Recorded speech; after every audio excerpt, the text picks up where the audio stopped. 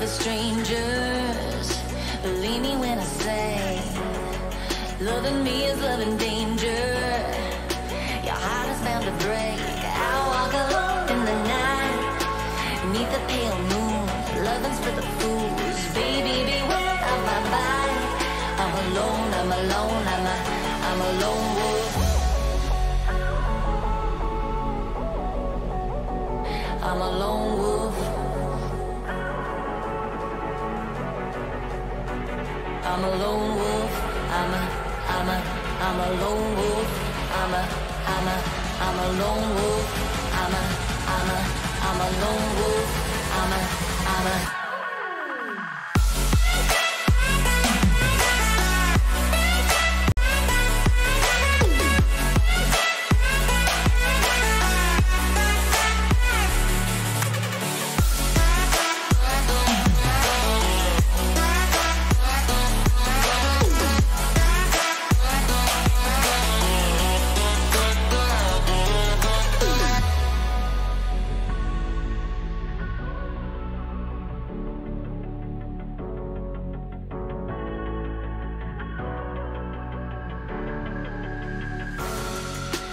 creeping through the shadows and the corners of your mind. with the wind blows. I run but I don't hide. I hear the call of the wild, whispering my name. No, I can't be tamed. My heart belongs to the night. I'm alone, I'm alone, I'm a lone wolf. I'm a lone wolf. I'm a lone wolf. I'm a lone wolf. I'm a lone wolf. I'm a lone wolf. I'm a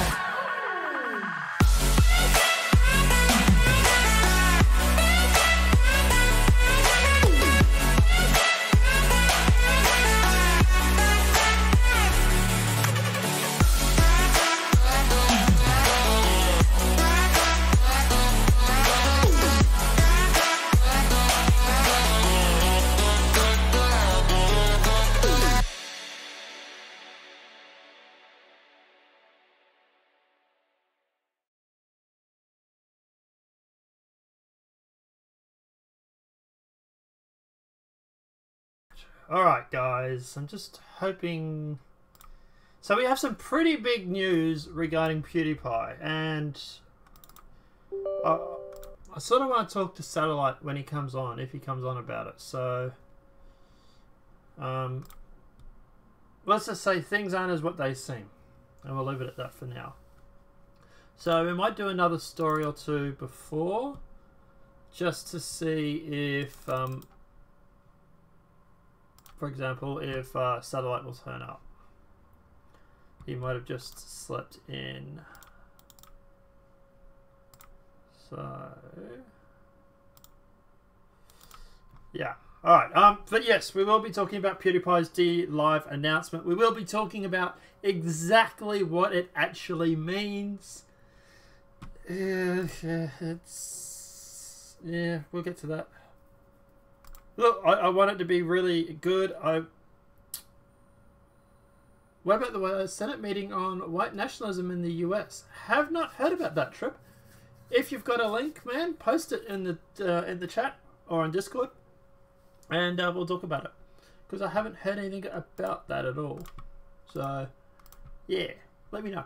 But yeah, as for PewDiePie, oof, yeah, look, obviously it's a step in the right direction, we'll say that. But, yeah, things are not as what they seem. But let's talk about that in a sec. So obviously, let's go through. Everybody, obviously, thumbs up in the chat. Give it a thumbs up if you're watching on YouTube right now, or if you're watching it later, because obviously it does help the channel. And obviously we're going to go through, we're going to pre-record some of these because they're obviously really important, like the PewDiePie stuff, and we're going to put those up as separate videos. So yeah, if you miss them, don't worry, it's all good. We will talk about it later. I'm also going to try and line up an interview with someone from Dlive. Oh yes, Candace Owens, I did hear about that, yes. I didn't see anything coming up regarding the trending news, which is where I normally go by. So not even the Conservatives are talking about that right now, which is really weird. I might bring that up as a, yeah. Candace, yeah.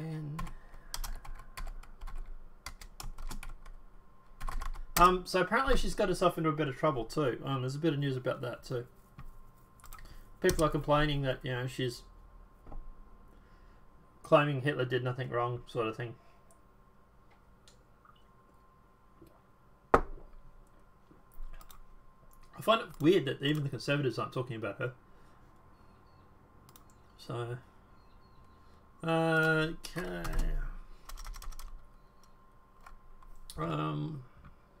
Breitbart maybe? Breitbart should have something, right? You think?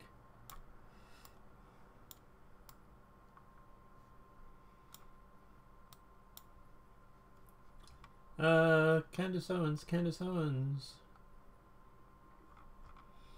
No.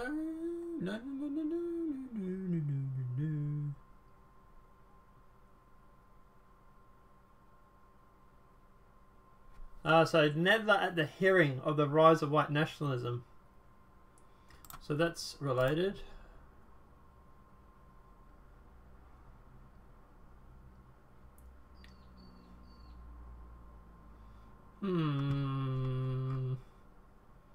I can't see anybody really talking about it, to be honest. It's a little bit weird.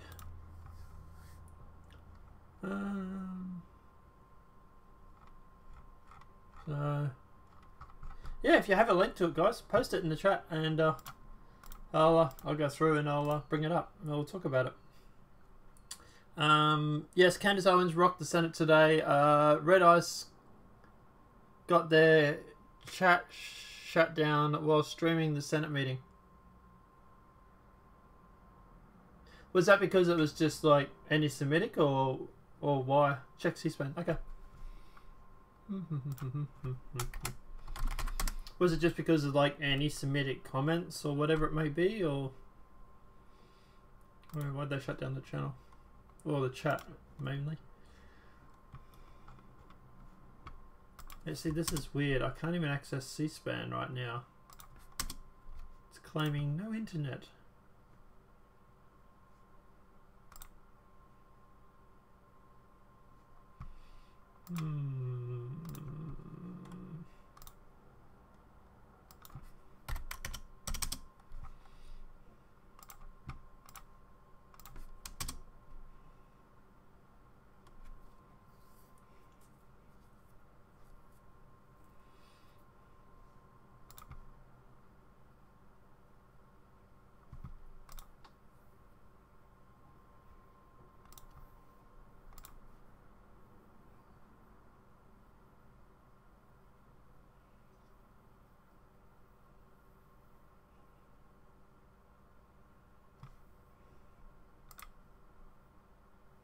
Alright.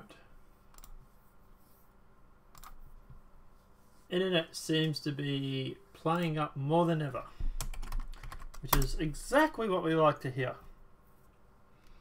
Because I can't even seem to bring up... I can't bring up C-SPAN, guys. It's... my internet is literally shooting itself at times. So if you've got a link, post it for us. Otherwise I'll have to get Satellite to do it when he jumps in. I can't access anything when I stream at the moment because it's just crappy. I don't know if the stream's going to stay up, which is why we're probably going to also record.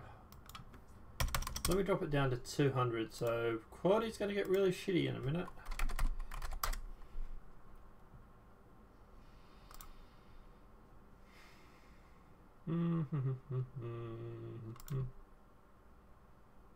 No, I can't. I can't bring up anything that's... yeah.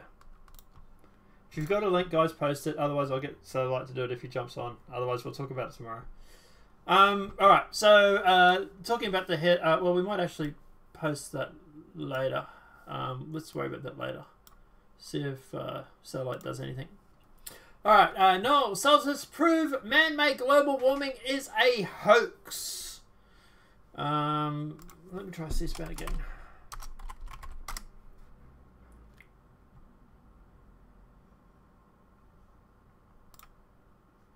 Okay, so I managed to bring up DuckDuckGo. Yay!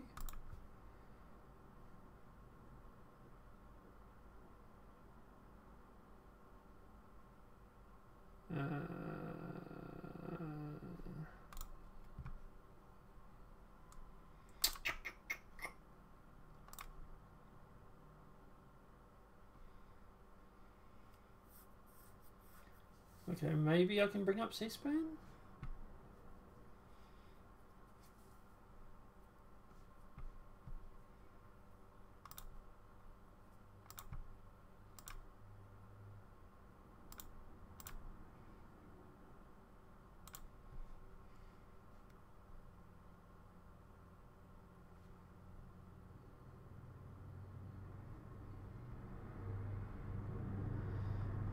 Alright, so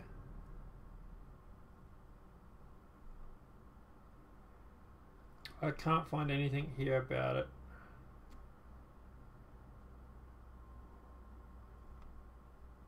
Is it still going? Is the hearing still going? Maybe that's why no one's talking about it just yet. House Judiciary Committee holds hearing on hate crimes. Maybe?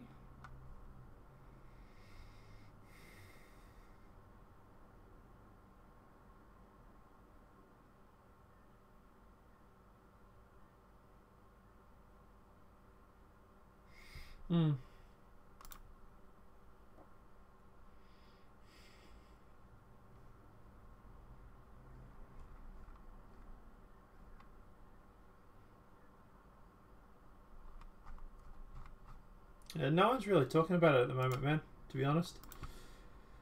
Makes it hard to do the news about it when someone... even the Senate's own live stream on YouTube has a comments shut down or live chat. Wow, okay. That's pretty bad.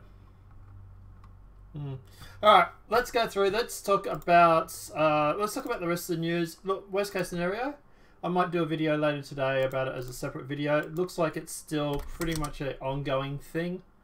Looks like they're still, I don't know, writing articles and stuff about it. I'll refresh my news aggregator in a sec. It just refreshed now, actually. No, nothing there, and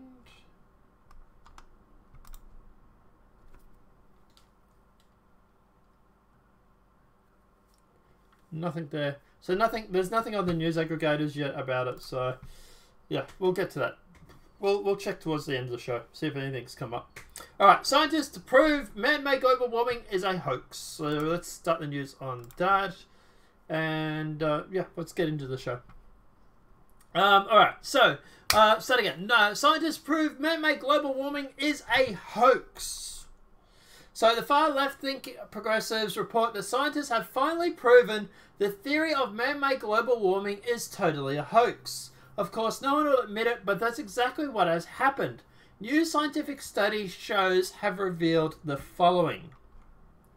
So, current CO2 levels of 410 parts per million were last seen on Earth 3 million years ago, according to the most detailed reconstruction of Earth's climate by researchers at the Potsdam Institute of Climate Impact Research, or KIP, or PIP,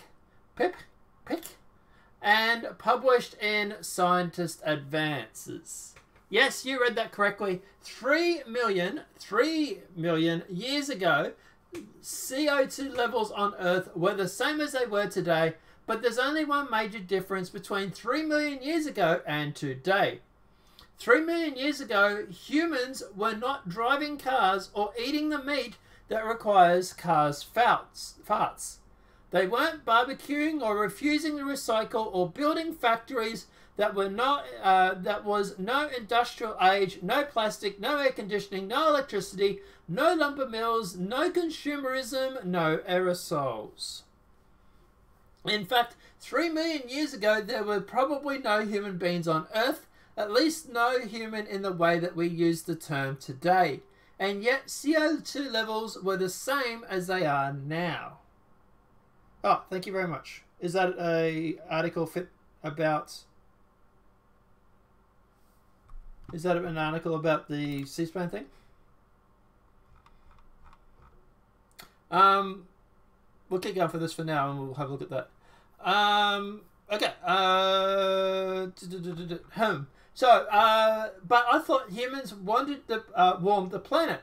That's the hustle that we've been sold for 3 decades now. And you know that we are the problem.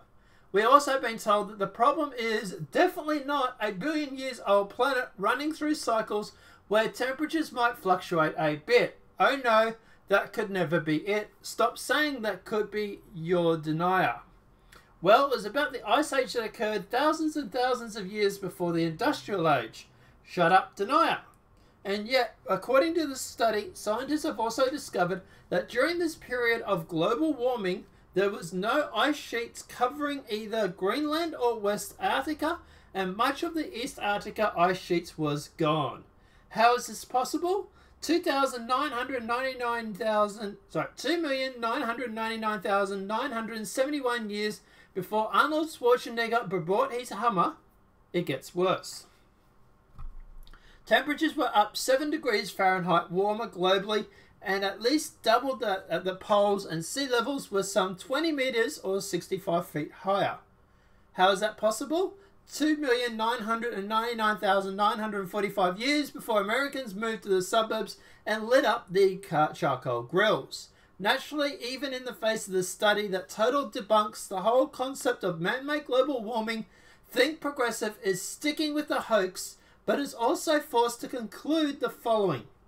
The good news is that the Earth does not warm instantly, and mile-thick ice sheets melt even more slowly. So the temperature rise will take several decades, and tens of feet of sea level will rise to take hundreds and hundreds of years. But I thought we only had 12 years. Isn't that what Alexandria Cortez has been saying? 12 years? Yeah, okay, same thing. But Alexandria Crazy told us we only have 12 years, and Think Progressive drops this anti-science stink bomb. That means that the choices we made now can affect the rate and the rise and determine whether we blow up 65 feet of sea level to rise beyond 200 feet. Because Orange Man bad. Even worse, the climate agenda policy Donald Trump is pushing, actions that include rolling back US laws that reduce carbon pollution and abandoning the Paris Climate Agreement, would lock us into such CO2 high levels. Sea levels would raise a foot per decade in just a few decades. Of course, we've heard this all before, but anyway. No, actually what the study proves is that there is nothing that we can do to stop the Earth's natural occurring climate cycles. Even the worst of the worst, even the most minimalistic push of the global warming hoax admit it. The best that we can do is only cool the planet a couple of degrees, which will do nothing if the planet determined to again warm itself by 7 degrees as we know it did 2,999,998 years ago, before Orange Man Bad approved a couple of pipelines. Okay. We'll look into the story, cover it tomorrow, regardless of what, yeah, it's probably a lot easier. So, yeah, I can't find any articles on it, to be honest. People haven't talked about it yet, so most likely talk about it tomorrow, guys. Alright, so, okay, what's my view on climate change? Look, do I think it's man-made? No, I don't. I really don't. I think at the end of the day, I think that the planet goes through cycles, and that at the end of the day, what we go through and what we are living now is a natural cycle of the Earth warming up, the planet being warmer because obviously the sun warms up. There's a whole combination of factors. Now, at the end of the day, that said, do I think we could always do better to live with our environment? Sure. I'm a big fan of solar. I have it on my roof. I'm a big fan of obviously going through and using nuclear power instead of coal power, maybe. Maybe that's a better option.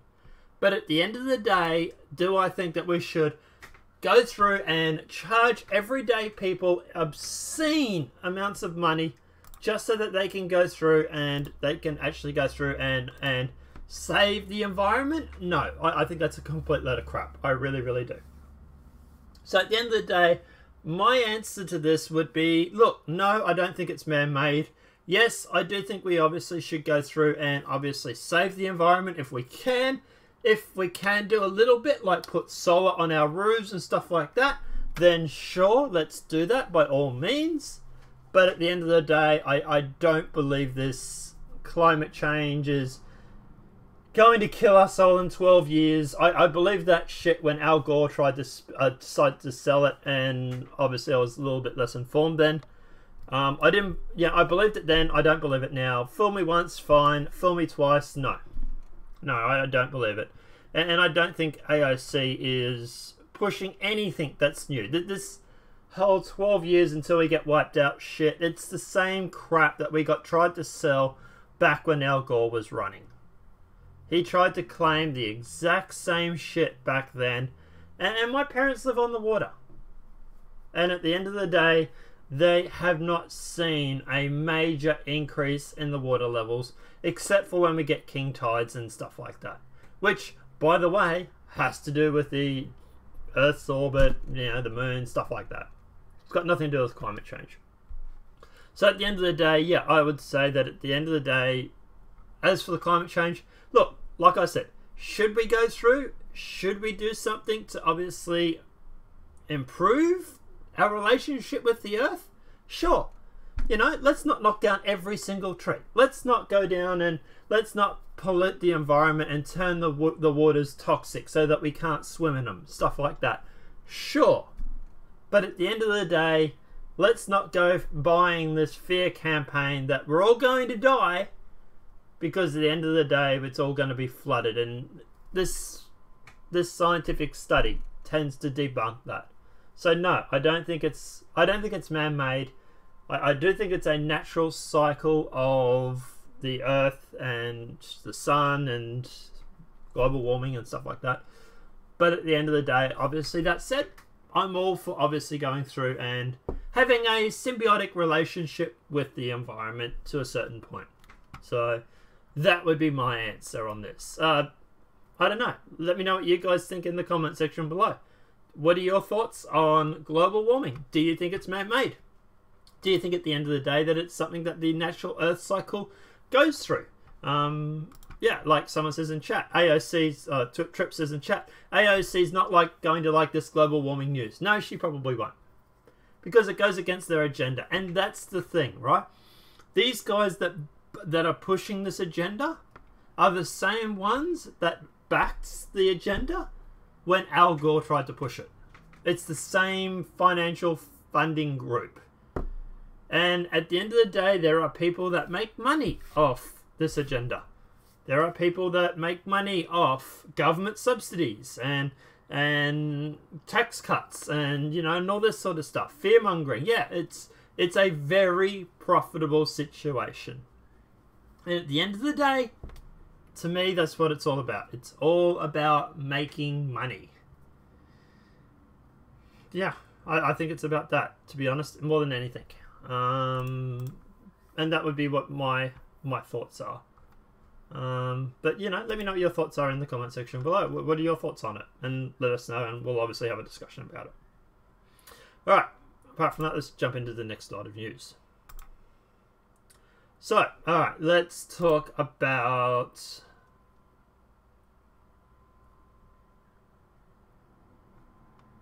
So that was obviously trying to find the article. I don't want to talk about Dlive because Satellite's not here yet.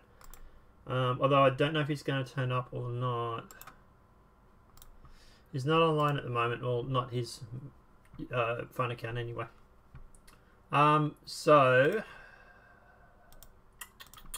we'll leave Dlive for now and we'll go into something else. Alright, so Barr reveals he's reviewing conduct of FBI's original Russia probe. Oh boy, this is not going to go well for the Democrats. So Attorney General Will Barr reveals Tuesday, that he is reviewing the conduct of the FBI's original Russia investigation during the summer of 2016, following calls from the Republicans to investigate the origins of the probe. Barr testified before a congressional panel in which which was his first Capitol Hill appearance since revealing the central findings of Special Counsel Robert Mueller's investigation. Barr was grilled by the Democrats on the handling of that summary, which stated the Special Counsel found no evidence of collusion between members of the Trump campaign and Russia during the 2016 election. But he was also questioned about the initial Foreign Intelligence Surveillance Act, or FISA, warrants approved to surveil members of the Trump campaign. Now, Barr explained that the Justice Department Inspector General Michael Husowitz has a pending investigation into the FISA warrants and said the probe will be completed by May or June, and then confirmed he's personally reviewing the investigation himself. More generally, I'm reviewing the conduct of the investigation and trying to get many arms around the aspect of the counterintelligence investigation that was conducted of the summer of 2016, Barr testified.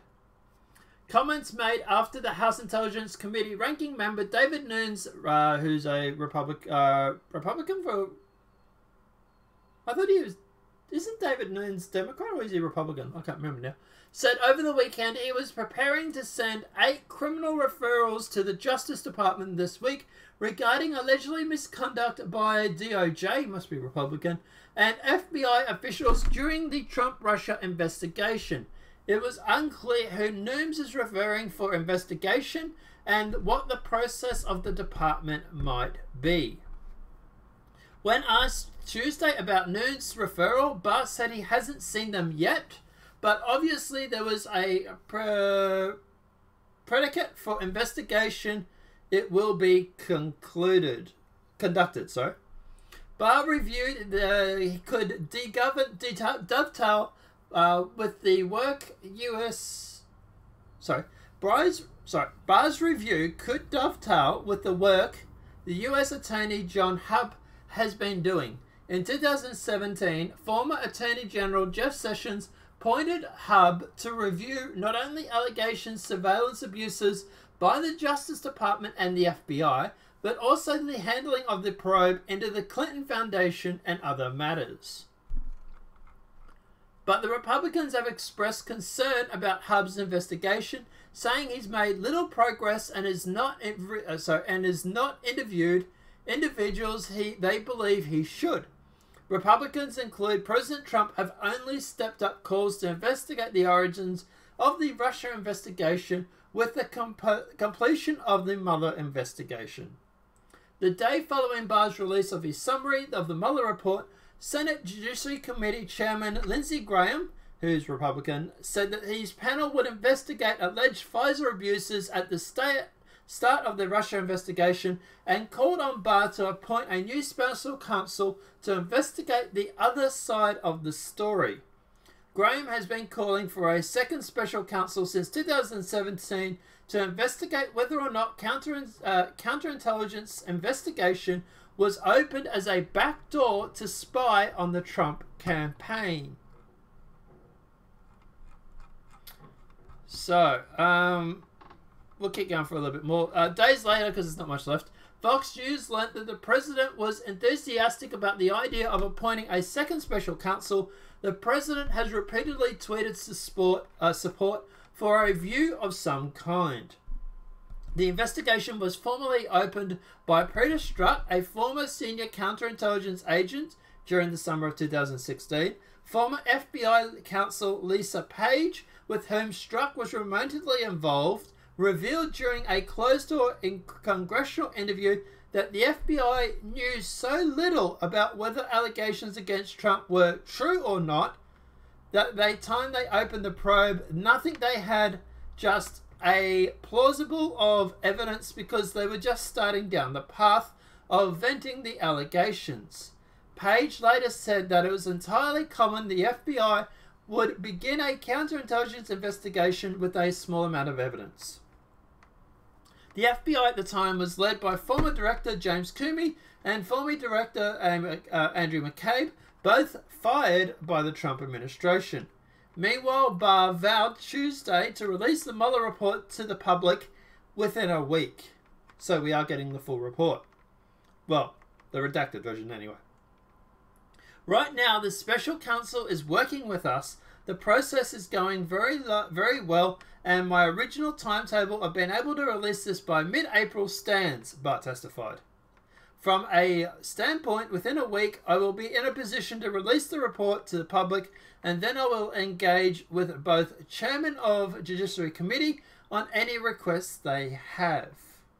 Barr said that he identifies 4 areas of the report that he believes should be redacted, including grand jury material, information the Intelligence Committee believes reveals intelligence sources and methods, and material that could interfere with ongoing prosecutions, and information could implicate the privacy or the reputation of principal players.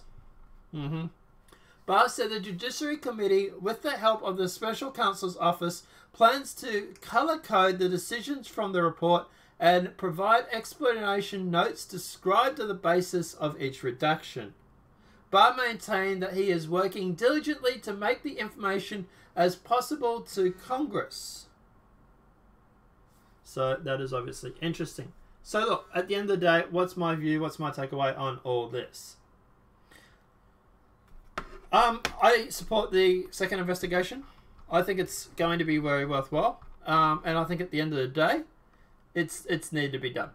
That they've literally said that at the end of that they said that this investigation was kicked off with minimal information that was available. So at the end of the day, I would say, yeah, it's definitely worthwhile to go through and to obviously have a look into this. So yeah, I'll obviously, yeah, I want an investigation. I want to find out what people were actually doing regarding this investigation. I want to know what sort of evidence they had. Was it just a show and pony show? Or at the end of the day, was this something that they were actually rightfully investigating?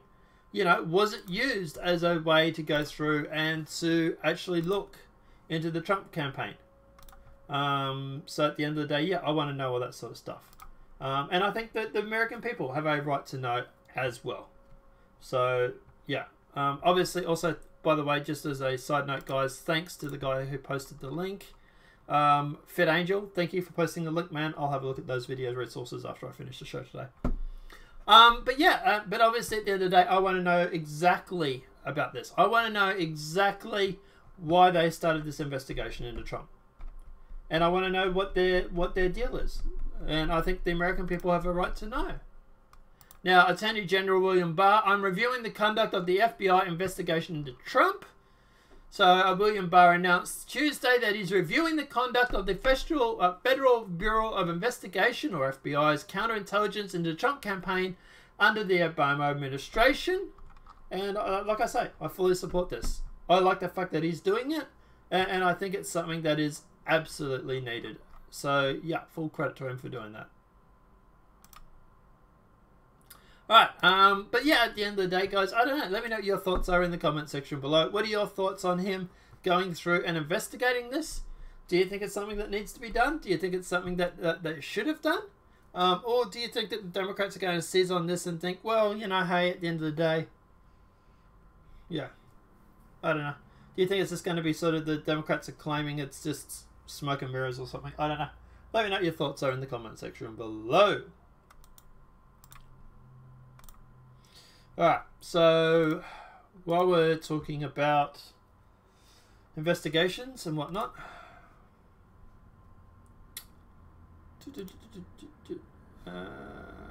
satellite's still not here? No, okay, he might be not turning up today. But let's jump into the next topic. And then we'll talk about PewDiePie, because there is a little bit to talk about regarding that. So, talk about this, then PewDiePie's the next thing. Documents detailing Google's news blacklists shows manual manipulation of its special search results. Google does manipulate its search results manually, contrary to the company's official denials, documents obtained exclusively by the Daily Caller. Two official policies dubbed in the misrepresentation policy and the good neighbor policy inform the company's XPA News blacklist, which is maintained by Google's Trust and Safety team. TNS will be in charge of updating the blacklists as when there is a demand, reads one of the documents shared with the Daily Caller. So the deceptive news domain blacklist is going to be used by many search features to filter problematic sites that violate the good neighbor and misrepresent policies, the document says. The document reads that it was approved by Gomes and Nyack and Hara as of the 8th of the 3rd, 2018. So that's the 13th of the 8th for us Aussies. Ben Jones is Google's head of search, who reports directly to the CEO, Sandra Perkiski. Pedro Nera is Google fellow and is a Google fellow. Okay. And Paul Hara is a software engineer whose bio on Google's internal network MAMA indicates that he's also involved in fringe ranking, not showing fake news, hate speech, conspiracy theories, or science, media, medical history, denial, unless we're sure that's what the users wants. The purpose of the blacklist will be able to bar the sites from surfacing any search feature or news product that will not cause a demotion in the organic search result of the re-index them together, reads the policy documentation obtained by the caller. What that means is that the targeted sites will not be removed from the blue team, the 10 blue links portion of the search results, but the blacklist applies to most of the other search features like top news, videos, or other various sidebars that are returned as search results. In the section memo entitled Eligibility for GPN, or GNP, sorry, which is the Good Neighbor Policy Enforcement, the types of search results impacted by the policy are described. If your product shows any of the following misrepresentations, and GNP would apply to your PA. So, shows content from users and news publishers, perceived through voice, etc., UGC, News Corps, etc. Octopus, slight single answers, output, sorry, I've lost the flow to speak properly. Output single answer, perceived to come from the open web, web answers, video answers, etc. Shows content owned, licensed, or edited by Google, perceived to come directly from Google, so extreme EX, knowledge pedals, news summaries, one boxes, middle councils, etc. The 10 blue links may not be impacted by the blacklist, but virtually other kind of Google search result is. While hard numbers are not available for how much traffic is directed through the 10 link verse, other search blocks that later, since the latter appear so high on the results page, the impact could be significant. Focus on the user, said the source at Google, who described the program to the caller. Users need to trust any content that Google shows them, whether it's the 10 blue links or other special search results.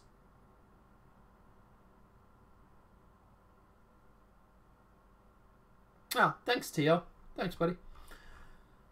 So, Sandra Pritchett testifies before the House Judiciary Committee on the December the 11th of last year. Democrat official Republican Zoe Luffett asked why a search for the term idiot returned a photo of President Trump. In response, Pritchett said, "The working at scale, we don't manually intervene on any particular search results," which we know now is a complete load of shit.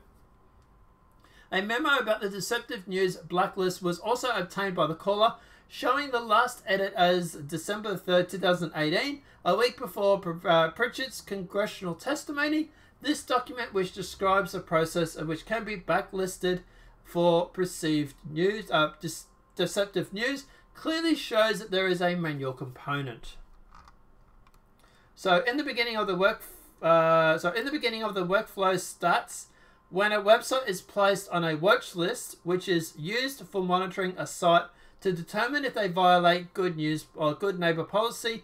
This watch list is maintained and stored by areas with access restrictions to policy and enforcement specialists working on the good neighbor policy.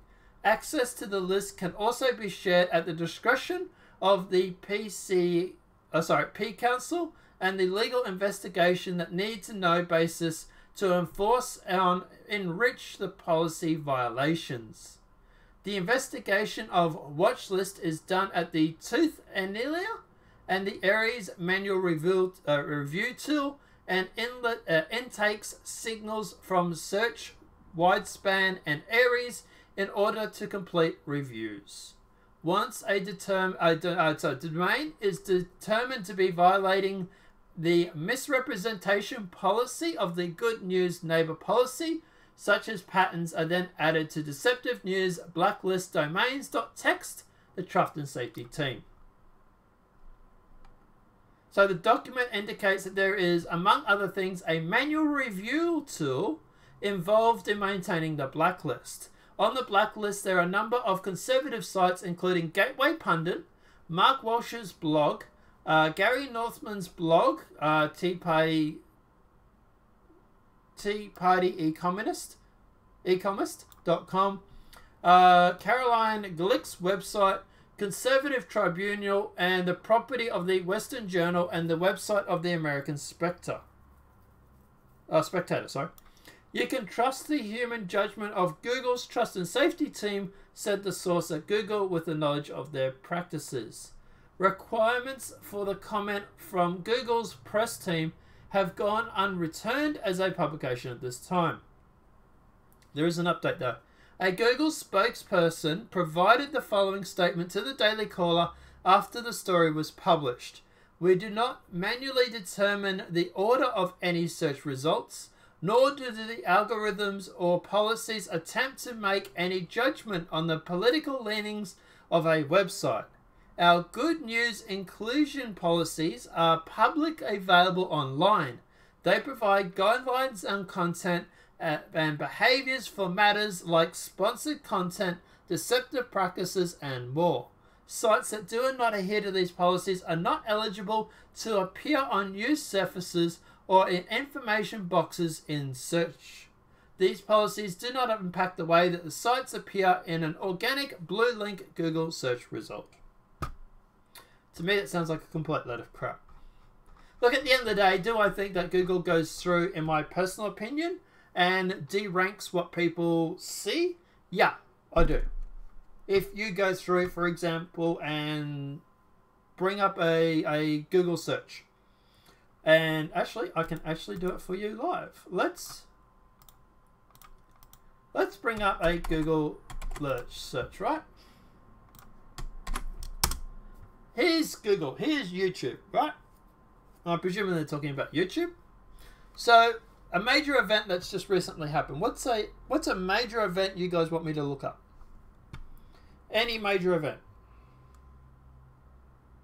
Like some sort of news event, alright? What have we had lately? New Zealand shooting. Right? So, New Zealand shooting. CBS News today.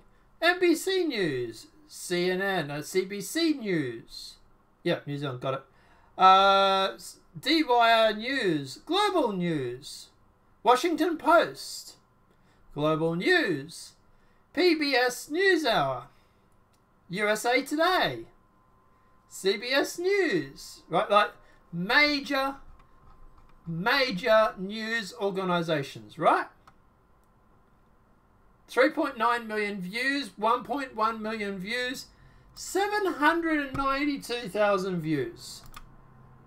Are you going to tell me that NBC News here, with 700 and something thousand, has beaten YouTubers like Mark Dice, whoever it may be, who talked about the incident? Obviously, at the end of the day, don't go relating to us because we're only small. We don't get those sort of views. But, for example, Sargon of Akkad, Mark Dice, Breitbart, any of these... Yeah, it's not manipulate. That's hilarious. Yeah, true. Like, at the end of the day, like, any major YouTuber, anyone that has 1 million, 2 million, 3 million views. But at the end of the day, none of them are in the top 10. It's weird, that. In fact, if we start going through... I'm trying to find someone from alternative media. Give me a sec. This might take a little while. Guardian News, Global News, CBS News, ABC News. Look, here's ABC with 4 million views. Yeah. Here's ABC News with 39,000 views. Right?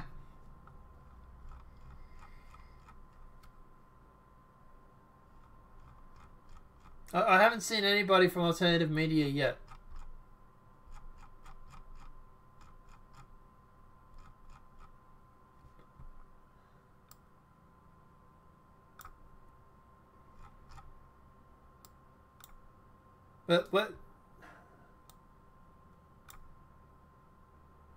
Where's alternative media? They're not here. Oh, I can't see them anywhere. So you're going to tell me that Mark Dice, let's have a look at Mark Dice. Has he covered it?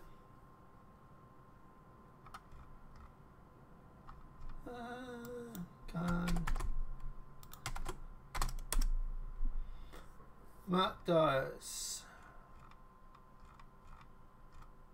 No, I don't think he's covered it. Alright.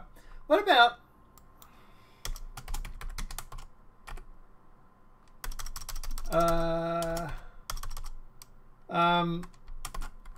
Stephen Crowder?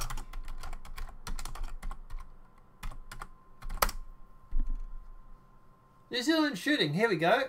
1.4 million views. Why is he not on the top list? Why is Stephen Crowder? Here he is here. 1, 2. You know, like there's 1.4 million views on that video alone. Where is this? Where is this video in the frigging... You've got news, right? Normal mainstream media news covering the New Zealand shooter. 700,000 views. How is Stephen Crowder not beating NBC News with more views? How is Stephen Crowder getting 400,000 more views on his YouTube channel and he's not above this? Maybe it's an algorithm. Maybe Stephen Crowder didn't put the New Zealand shooting into the... Well, that was weird because I was able to find it still when I typed Stephen Crowder in front, right? Even so, here we go here. Christchurch new shooting survivor recounts attack. Washington Post. 100,000 views. 110,000 views. Stephen Crowder got over 1 million. But we don't go through and we don't affect search results. Right? Google? No, of course not. Here's another one. 600,000 views on the New Zealand shooting from Global News. Okay. Literally 5 times less than Crowder. Where the hell is Stephen Crowder on this list? He's not even on the top page.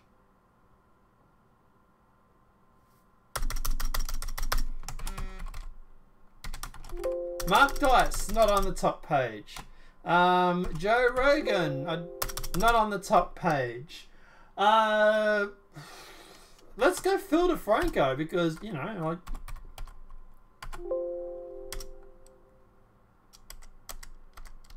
Phil DeFranco is not on the top page. Like, Jesus Christ, Phil DeFranco is not on there. Like, I'm surprised by that one, to be honest. But, you know, that's so. Who else is there? Like, Pewdiepie.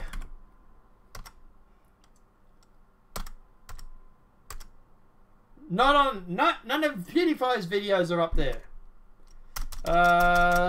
Who else? Rebel? No, not up there.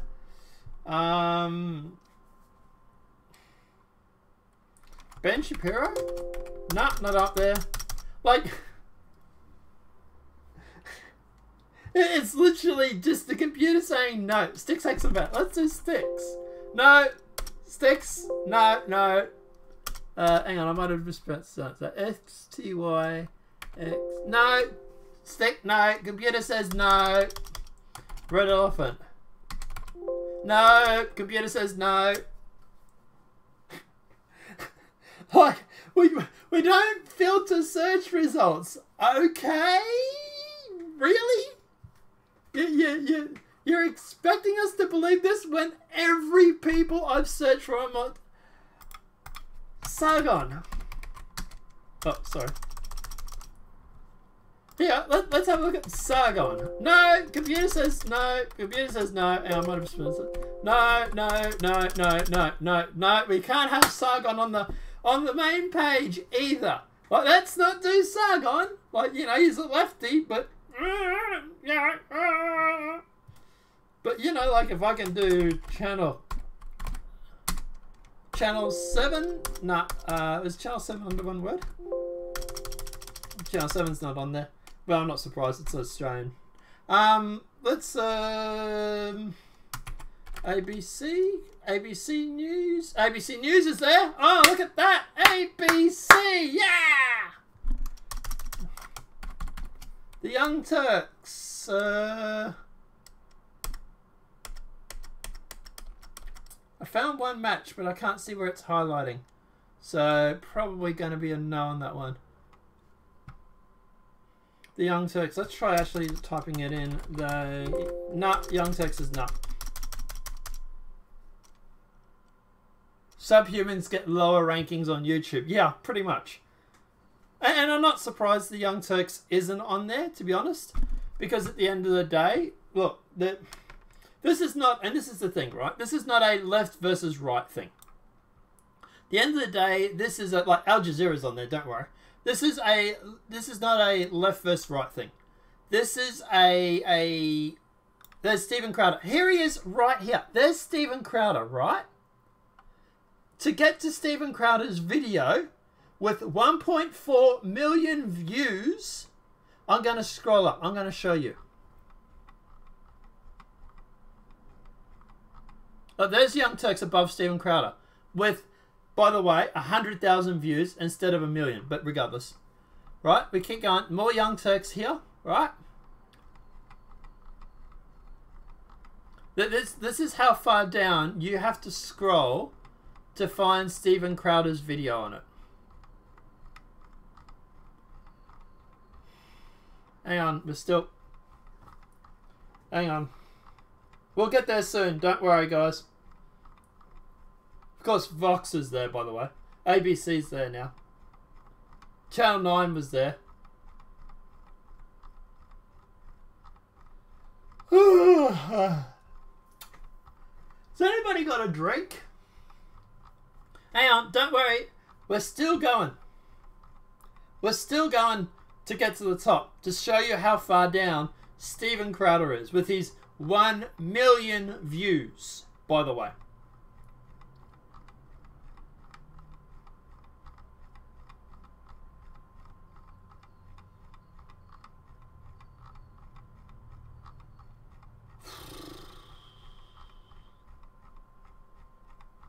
We're almost there, don't worry.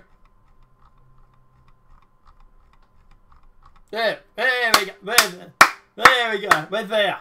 We're finally at the top. That's how far low down you have to go to get the Steven Crowder.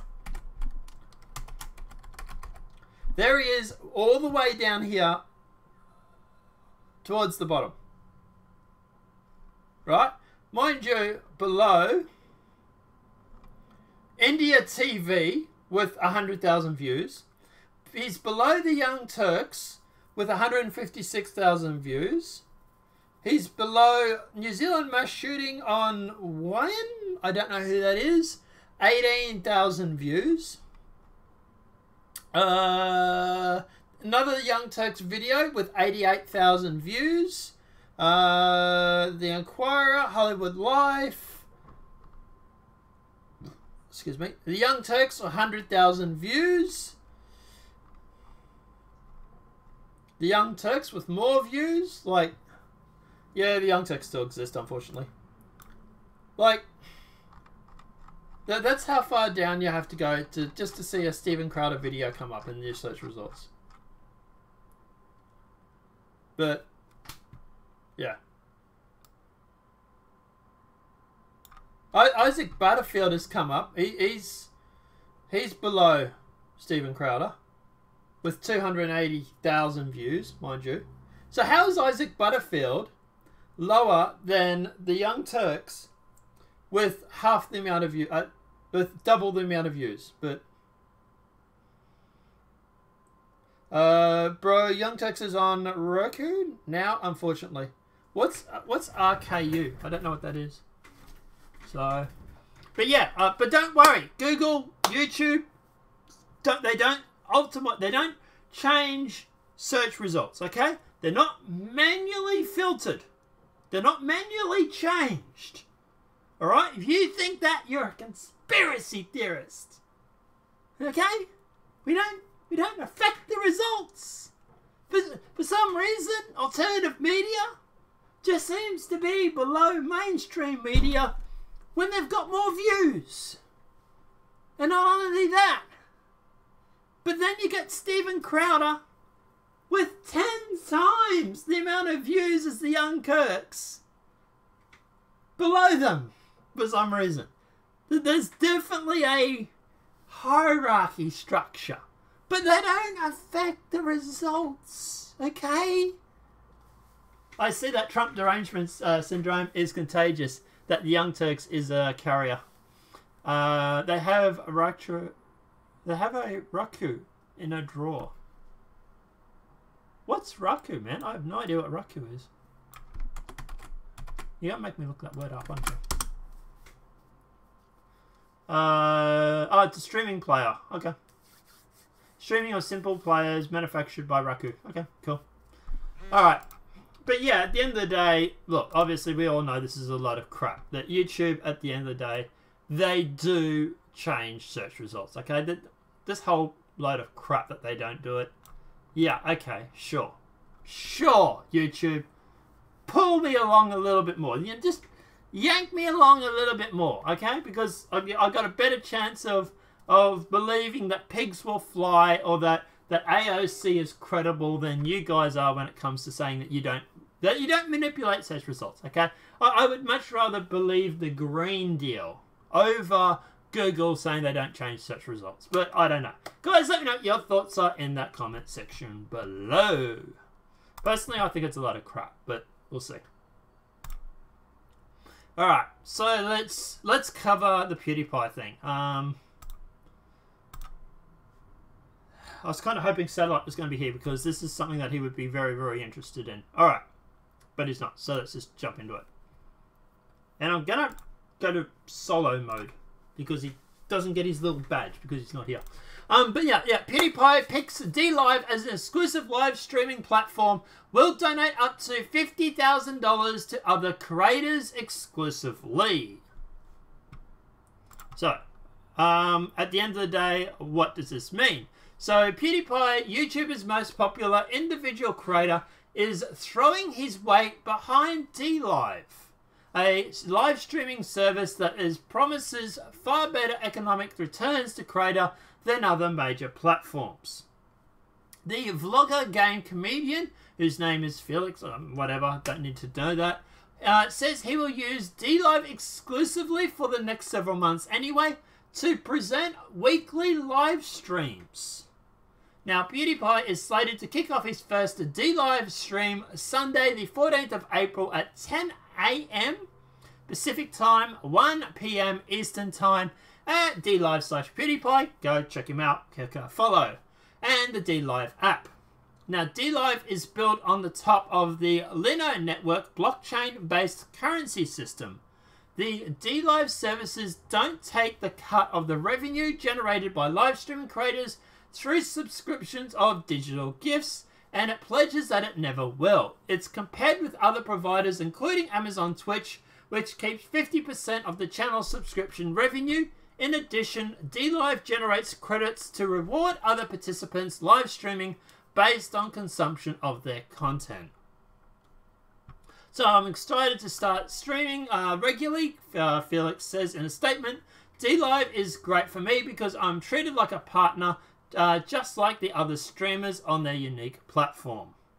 In his first Dlive stream, PewDiePie says he will donate between $10,000 and $50,000 in Lino points at the platform's currency to other creators who are live streaming on the platform as a way to encourage more uptake, Kilberg said in a video Tuesday. And I said his name, damn it, but anyway. Dlive is a place where instead of competing against each other, it benefits to creators to support each other, said William Wee, co-founder of the Lino network. PewDiePie has always been a fierce advocate of value that creators bring with their hard work, time and effort, and believes in Dlive's vision. Financial terms of PewDiePie's deal with Dlive and Lino are not being disclosed. Okay, so what does this mean for people like me and people like you? Okay, what does this mean for us? Ugh. Okay, this is the bad news. So, I've had a look at their community guidelines. And yes, they do have community guidelines. So on Dlive, you have to be culturally a friendly environment for different communities. Ooh. Be respectful, friendly, and sincere. Encourage and help other community members, especially new users, which I can get behind, that's fine. Harassment of other members in the community is not allowed. Well, that's a little bit vague. Define harassment. Prohibited content. Alright, so the content including live streams, video, or comment is prohibited if it's illegal. Okay, define if it's illegal.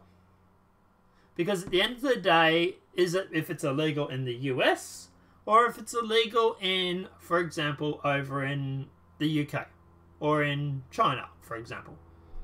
It violates Dlive's terms of service policy, privacy policy, and copyright policy. Is sexual content involving minors, which obviously we understand, is pornographic or contains nudity, which I can fully understand, threatens, harasses, falsely advertises, or encourages others to do any of the prior. Okay, bit of a vague term, but okay. Impersonates someone in a misleading or deceptive manner, I can get behind. Is posting personal information of others without consent, I can get behind. Is spam, is self-harm, is hate speech. Ew. Directly attacks a person or a group on the basis of, get this, race, ethnicity, national origin, religion, disability, disease, age, sexual orientation, gender, or gender identity.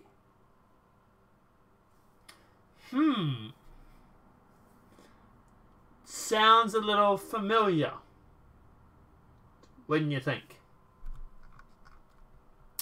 So, prohibited behavior is obviously abusing the infrastructure resources, creating multiple accounts to avoid punishment, breaking Dlive to doing anything that interferes normal, posting links, blah, blah, blah, blah, blah. So, yeah. Look, I want it to be good. I do. I really, really do. I want it to be a great place where people can go with freedom of speech. I don't think it's going to be that. And to me, this is no better than YouTube. And this is where I have a problem. Now look, I don't know. Maybe they're putting this there just to all, I don't know, cover their bases. Maybe they have to put it there because that way they have their app on the App Store. But at the end of the day, this to me sounds even worse or is the same or the equivalent to where YouTube is right now. They've literally got in their prohibited content hate speech that directly attacks a person or a group on the basis of race, ethnicity, national origin, religion, disability, disease, age, sexual orientation, gender or gender identity. This is literally progressive talking points. If anybody thinks that this platform is going to be freedom of speech, I'm sorry, but you're wrong. That said, it's supposedly ran on blockchain. So I don't know why they would even care about this stuff. What are they going to do? They're not going to get attacked by anybody who goes through and what, leads an advertiser boycott or something like that. Like, yeah. To me, this is just as bad as Google. I don't think it's going to be good, man. I really don't hope it's good. I hope it's good, Squirrel. I don't think it's going to be. I think this is another YouTube-like platform that's spawned up. And I think that there's creators out there and I don't think Felix is in on this. I don't think Felix realizes this. But at the end of the day, this has investors from what I know. I've heard it has investors. I am wondering if there's some of the same investors that are invested in YouTube. And it makes me wonder. I went and made an account on here. I went and made an account because I thought maybe I can put the show on there as well. No. I don't think I can. I think at the end of the day that my show on here would probably be banned within first report. Because I'm supposed to be what does it say? Attack persons or groups based on race, religion, group, ethnicity, blah blah blah blah blah.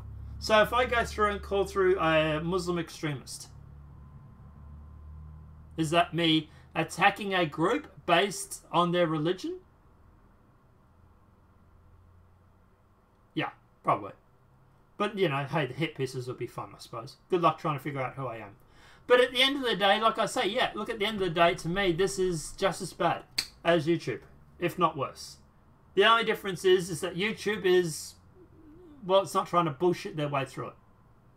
These guys are sitting there going, we're the blockchain, you know, we support creators and blah, blah, blah, blah, blah. And, you know, you may do. And I really wish you did. But at the end of the day, to me, this is just as bad.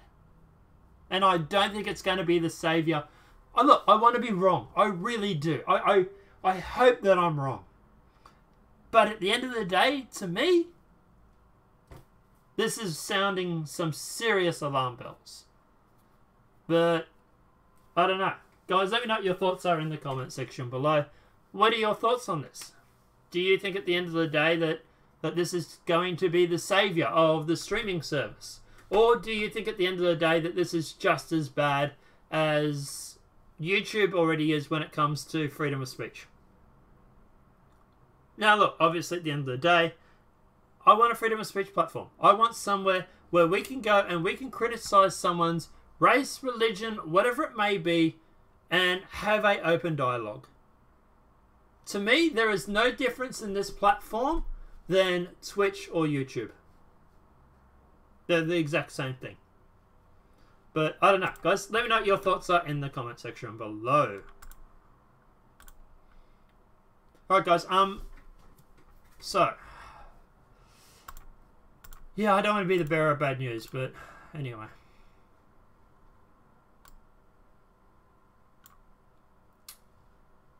Alright.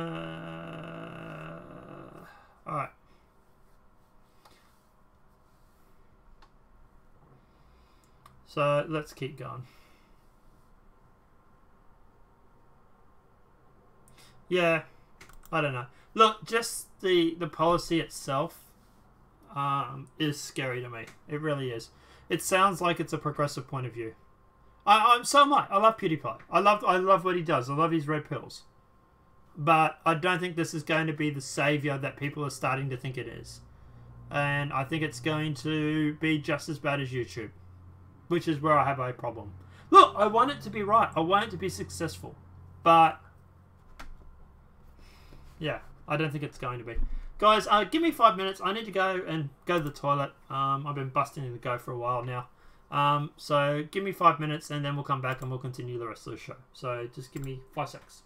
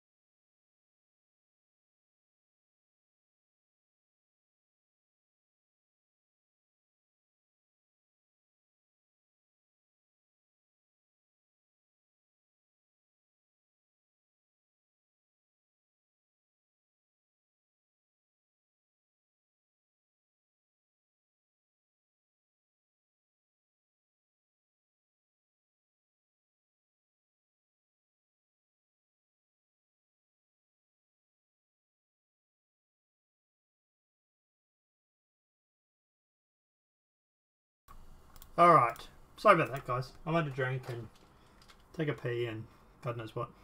Alright. So let's keep going. Sorry about that. I really do apologize. I don't like going, but yeah, you drink enough water and got to pee, I suppose. Let's jump into it. Let's keep going with the news. So, Donald Trump. Cages for children migrants were built by President Obama's administration. So, President Donald Trump said Tuesday that illegal immigrants and migrants continue to flood in the United States, and he's defended his enforcement policies, telling reporters that the infamous cages used to hold migrant children were built by President Obama's administration. Oof, that's a little red pilling, isn't it? They are coming in like it's a picnic because it's like, let's go to Disneyland, Trump said, expressing his frustration with the ongoing struggle to secure the border.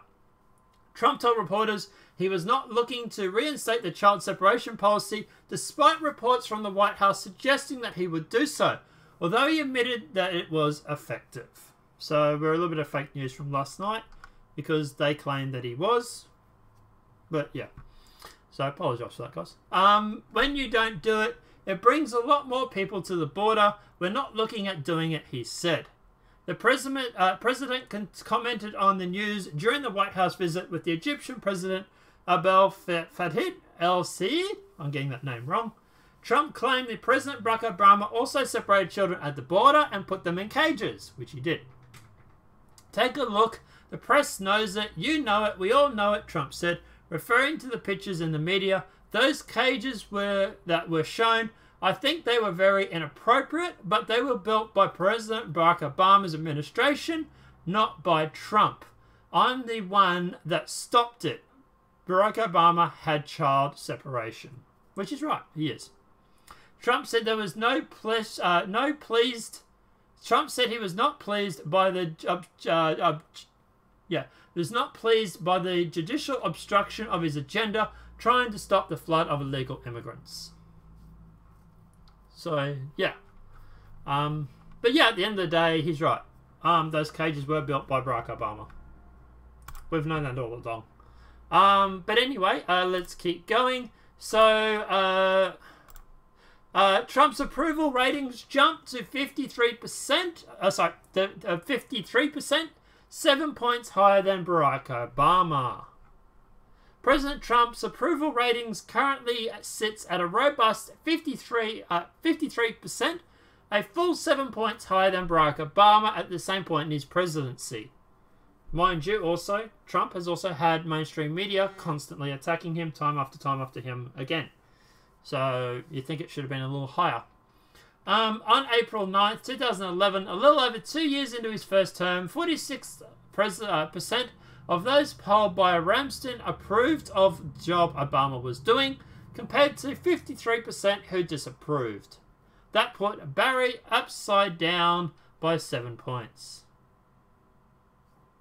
So, yeah, at the end of the day, I would say that Trump is doing a better job than Barack Obama. Personally, I think.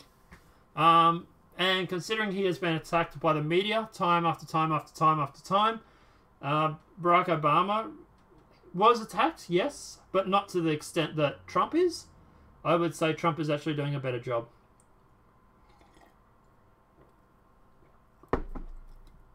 So, yeah. So Hillary Clinton claims "Make America Great Again" is a white nationalist slogan. Because apparently slogans can be white nationalists now. The loser of the 2016 presidential election, Hillary Clinton, said Donald Trump's campaign slogan, "Make America Great Again," is a white nationalist slogan. Clinton posted her proclamation to Twitter on Tuesday, together with a link to the Huffington Post story claiming the far-right extremists have adopted Trump's red campaign hat. Far-right? Really? Most of the far-right I know hate Trump because he's a Zionist. But anyway, along with the story, Clinton insisted that the white nationalists certainly believe MAGA is a white nationalist slogan. Whatever. to be honest, I find this stupid. I really, really do. But it's not going to be the only stupid story we're going to cover today. Here's another one. UK grocery store. I'm going to record this and make this a separate video. So let's talk about the UK. So the UK grocery store Waitrose pulls its Easter chocolate duckling trio amid racism complaints. When you look at the world through the lens of a progressive, everything is racist, everything is sexist, everything needs to go. The UK grocery store Waitrose has reportedly apologised and repackaged its Easter chocolate ducklings trio in response to the claims that the supermarket's decision to name the darkest chocolate ugly was racist. Okay. The Waitrose trio of chocolate Easter ducklings contained a white duckling named Fluffy. Is that racist? I would think it is. Are you saying that white people are fluffy? That sounds racist to me. A milk chocolate ducklet named Crispy. What's that supposed to mean? And a dark chocolate named Ugly. Seems like they just picked 3 ducks' names. Are these names anything to do with a cartoon?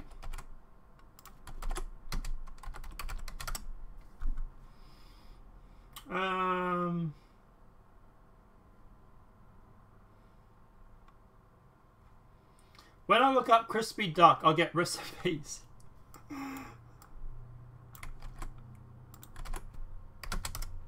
Is it like a cartoon or something? But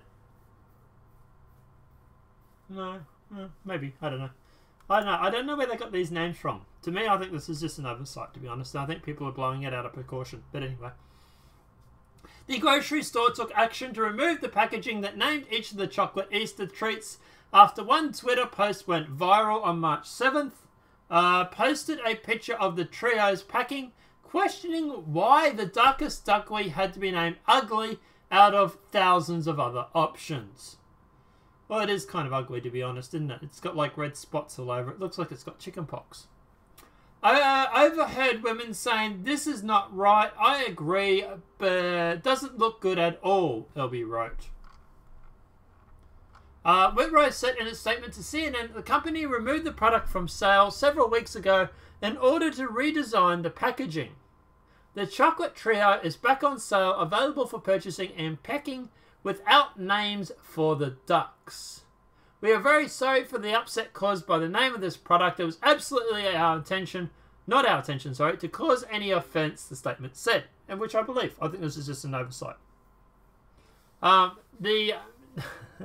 hope someone makes a meme about that. Well, Squirrel, you know what you can do later today, right? Just tweet it at me if you get a chance. I'll give you a laugh.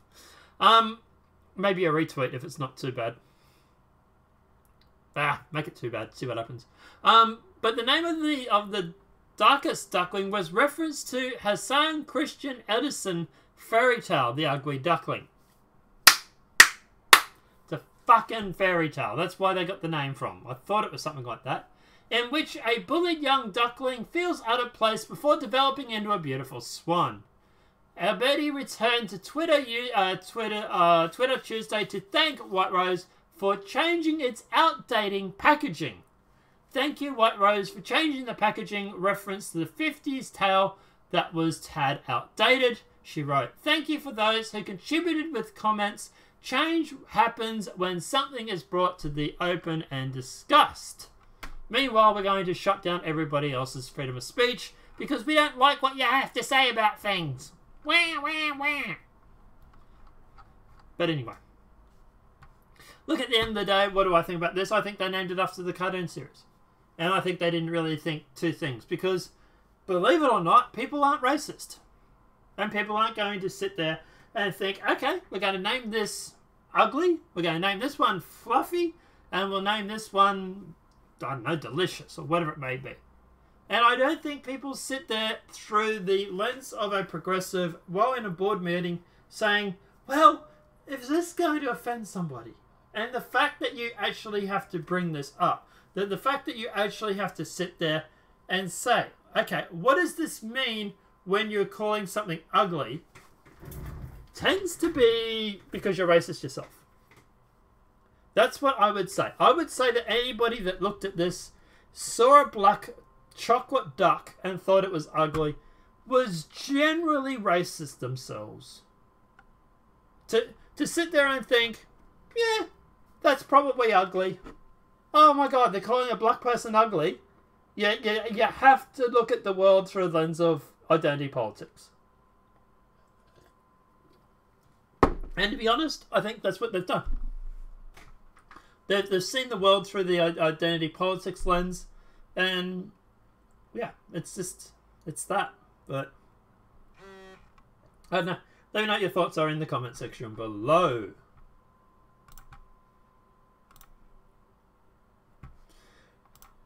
So let's keep going. Okay, Reggie Bush. Absentee fathers lends to violence in the black community. Oh, sheesh. Getting a little spicy there. Former NFL running back Reggie Bush feels a big reason for the problem of violence in the black neighborhoods is the death of fathers. Is he wrong?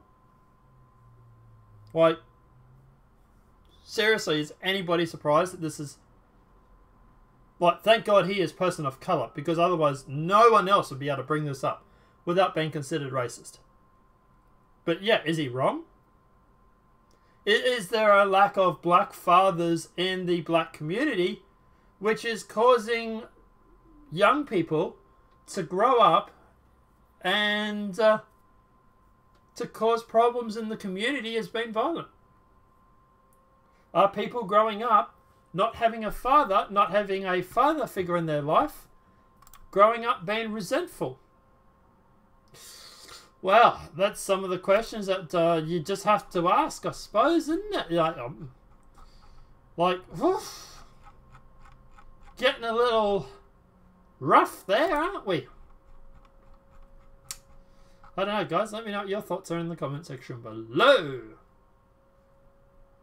But yeah, according to the Institute of Family Studies, about 70% of black children were born out of wedlock in 2018.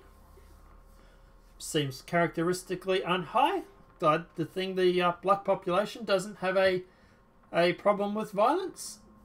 In the aftermath of the murder of rapper Hipsy Nelsie in Los Angeles early this month, FS1 had a panel discussion on the debate to the show Speak for Yourself on how to reduce violence in the black community.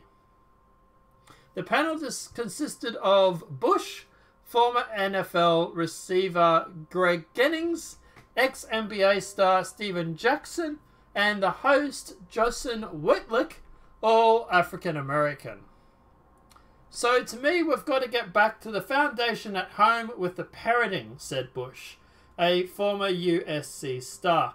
A lot of boys who grew up with it didn't have their dads. A lot of guys I knew in the NFL don't have their dads growing up. So for me, I learnt from a lot of the men through football. Football became the father for me because that's where other men there. The issue with that is I'm learning from other men who are just as broken as me. Whitlick agreed with Bush. If you don't restore the family, it's hard to correct anything. It's hard to produce anything positive, Whitlick said. Hey, the Candace Owens article's up. We might actually talk about it after all. Look, at the end of the day, I agree with them. I think at the end of the day that they're actually right. And I think at the end of the day that, yeah. I think they're, yeah. But anyway. So we'll talk about the Candace Owens thing last. And let's just keep going with the rest of the news. So. Good morning, everyone. Hey, look who decided to show up. Alright, so we might backtrack on some news. That's all good. Just continue from here. Yeah, I was going to say, PewDiePie's done a... Have you heard about D-Link? D-Link? Yeah. Not the... What, the brand? Not the gaming company. The video streaming service. D-Link. No, D-Live. To me, when you say D-Link, I think of... Sorry, D-Live. Oh, D-Live. Yeah. Oh. Yeah, I've heard of D-Live, yeah. Right. I've heard that, like, a lot of people hate them or something. So, PewDiePie has teamed up with D-Live.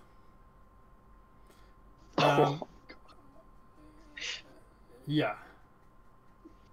But... Well, I mean, maybe it's a good thing, who knows? Let's see. Well...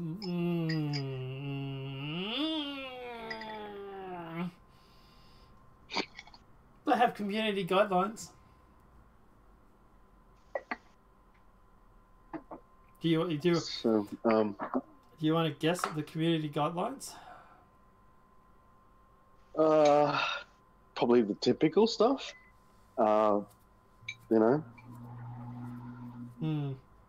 We'll cycle back to this. We'll cycle back to this. We might actually do a separate story, because it's something that needs to be said, and it's not.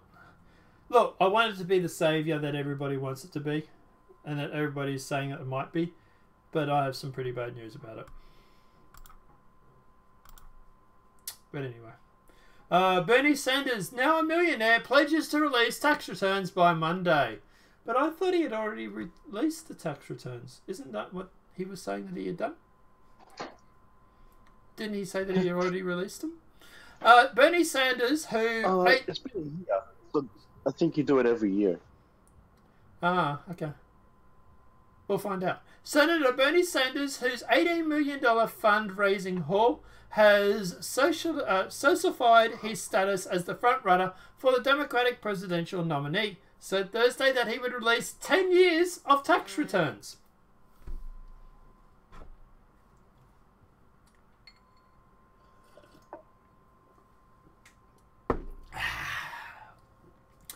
Thought he said he had done them. I thought Bernie had said that he had done it. But now he's going to release 10 years worth of tax returns. Interesting, isn't it?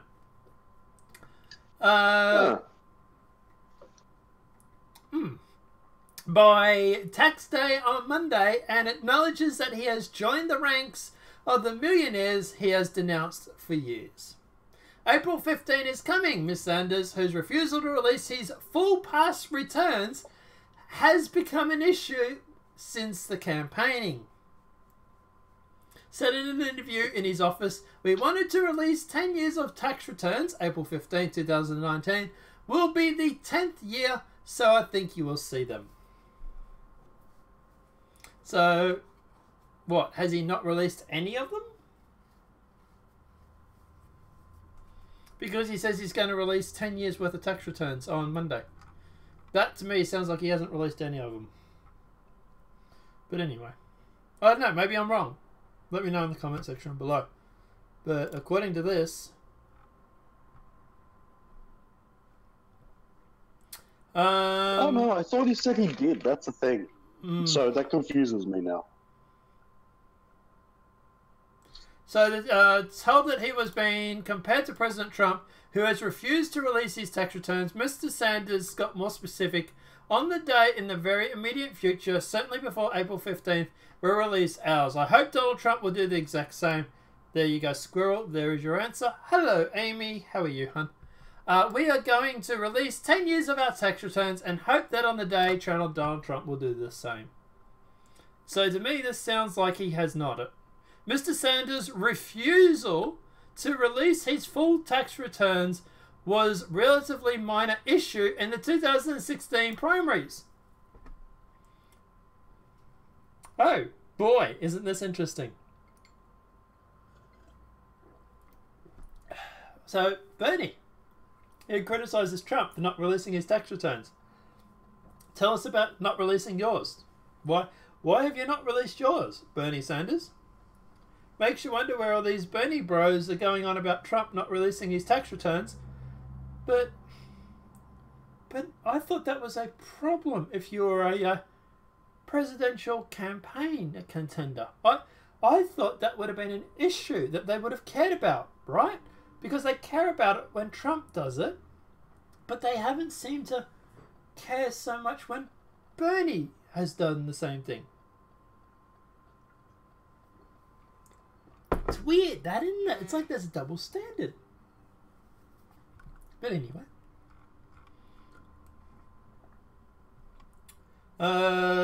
This is interesting.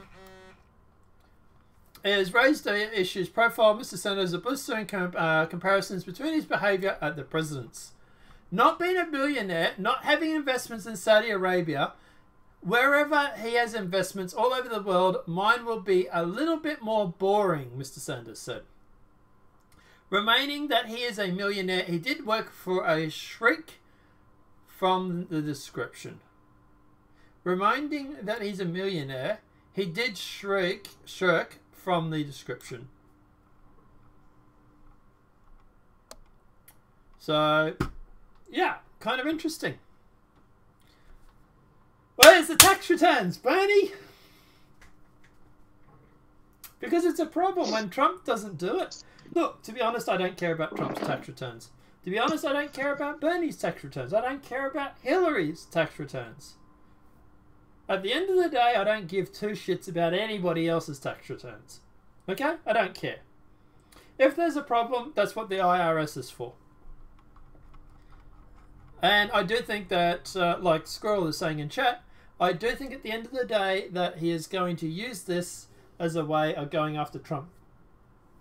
Well, I released mine, finally. Why can't you release yours now? And I bet you now that the only reason he's doing that is because of the fact that he wants Trump to release his. So, I don't know. Maybe they're hoping that there'll be some sort of payoff to Russia.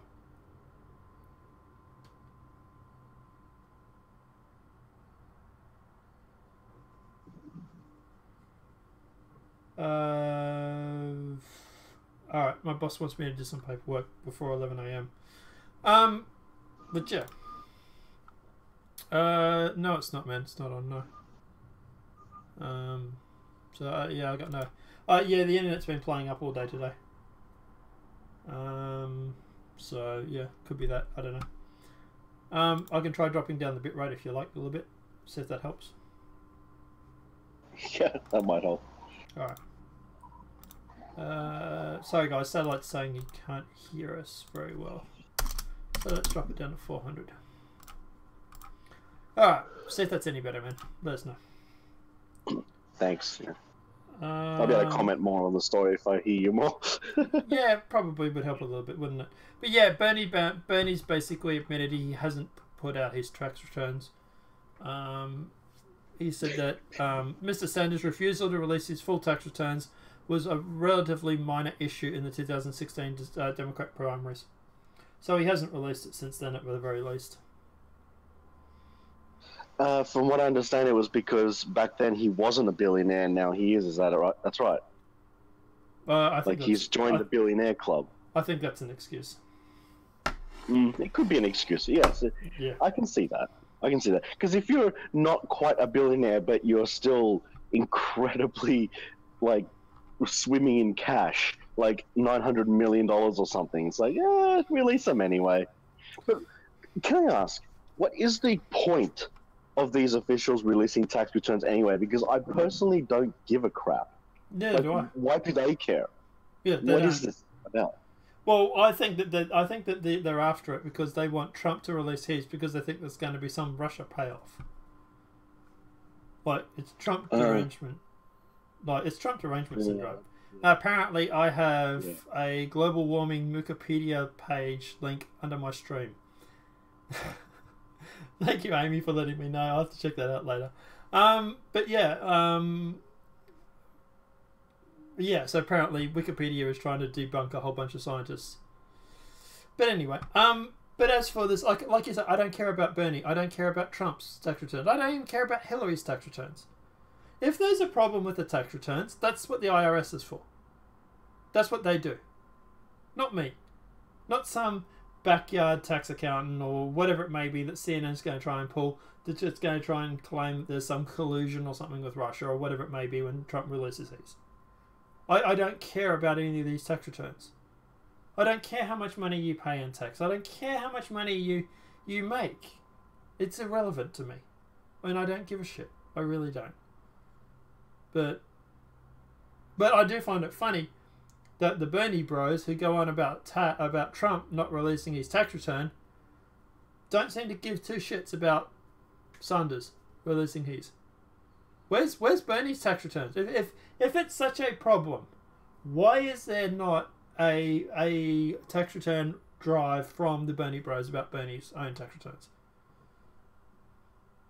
So yeah. But we got Wikipedia just trying to debunk us. Maybe we can get a whole bunch of people to edit the Wikipedia global warming thing and update it with the new information we found out today. So let me get this straight with this ad thing. It has picked up the words you've said, like voice to text, live on air, and then put up a correction to you from Wikipedia live on air.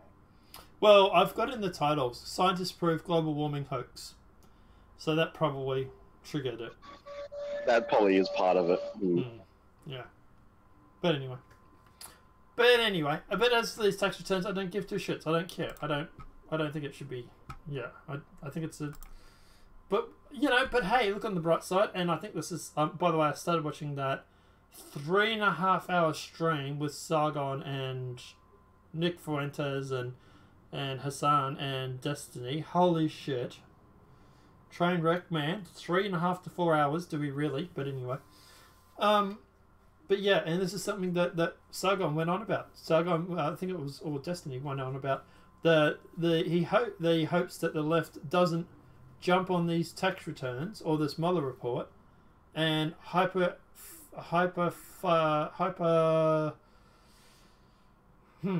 zoom in, like hyper focus is the word I'm thinking of. Hyper focus on the on these tax returns because he thinks there's going to be nothing to it, and if they hyper focus on it, then it's going to look bad for 2020. I think it might have been Destiny that said it. Well, it'll be the same that what happened with Mueller. They hyper focus. It turns out to be a nothing burger, and then they get completely just smacked in the face by truth and facts. Yeah. But anyway, I also might want to mention, because that thing came up at the bottom, correcting something because of the ad, the hoax thing, that would also derank the crap out of the channel, the live stream too, because of them. They're burying conspiracy theories. So what they're doing is they show that, but another part of it was that you're just being totally deranked now as well. Yay! Yeah. Because they're cracking down on conspiracy theories, yeah.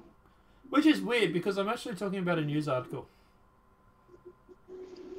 Well, yeah, that's right, isn't it? So, what? You're claiming the news article is... Well, if you claim the news article is fake, YouTube, fine. Show me a link to prove it.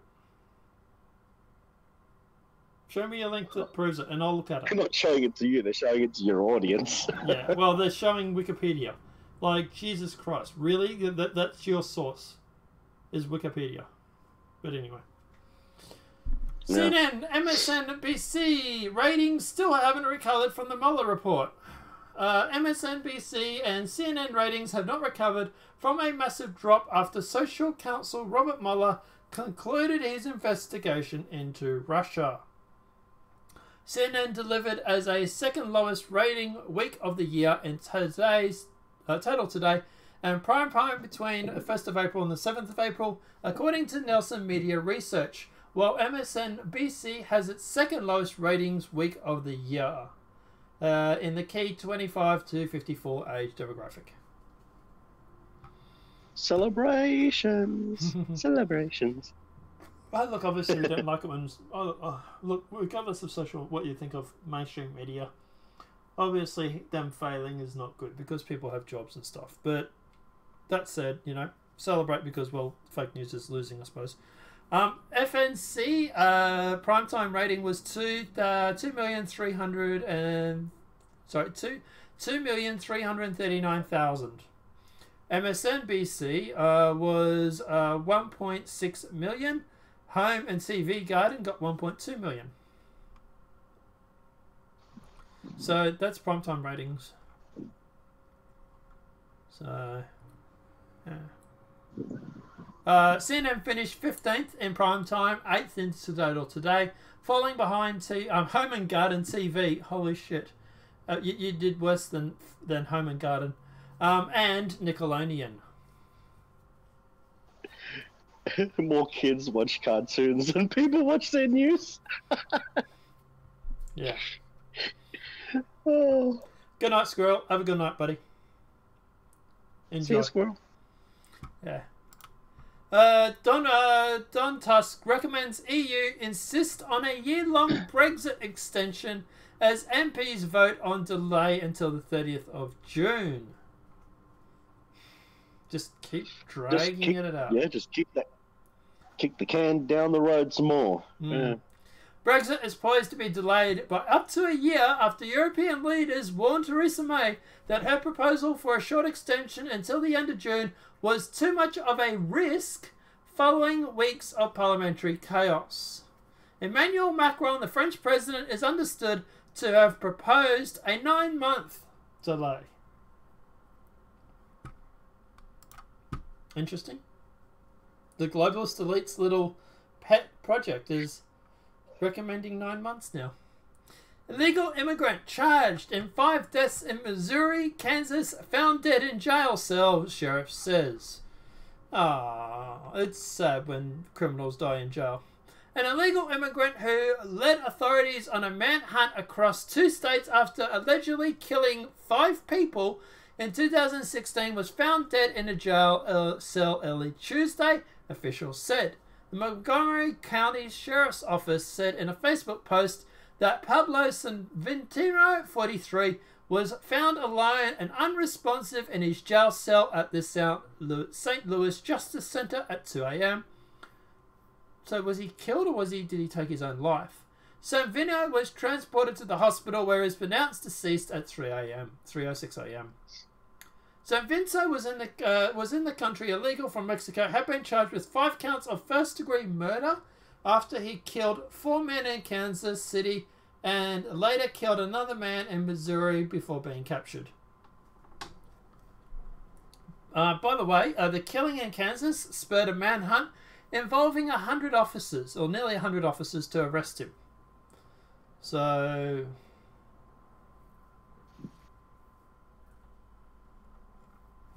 Damn. It doesn't say how he died.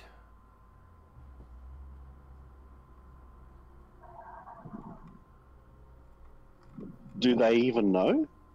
Well, I mean, they don't. Do they have cameras in the cells? I don't think so. No.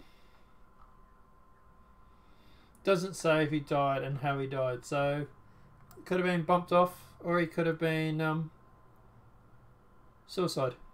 We don't know. Oh, it could have been suicide too. We just don't know, really. Maybe he just had a heart attack. Like, it could just be something as silly as that too. Maybe. Or an aneurysm in the brain. Just. Amy says in chat, yeah, if suicide, they usually say so, which is true. But, yeah. I don't know, maybe they're waiting for an autopsy to see what happens or something. Yeah. So, has been all day. You think they would have done the autopsy by now, though?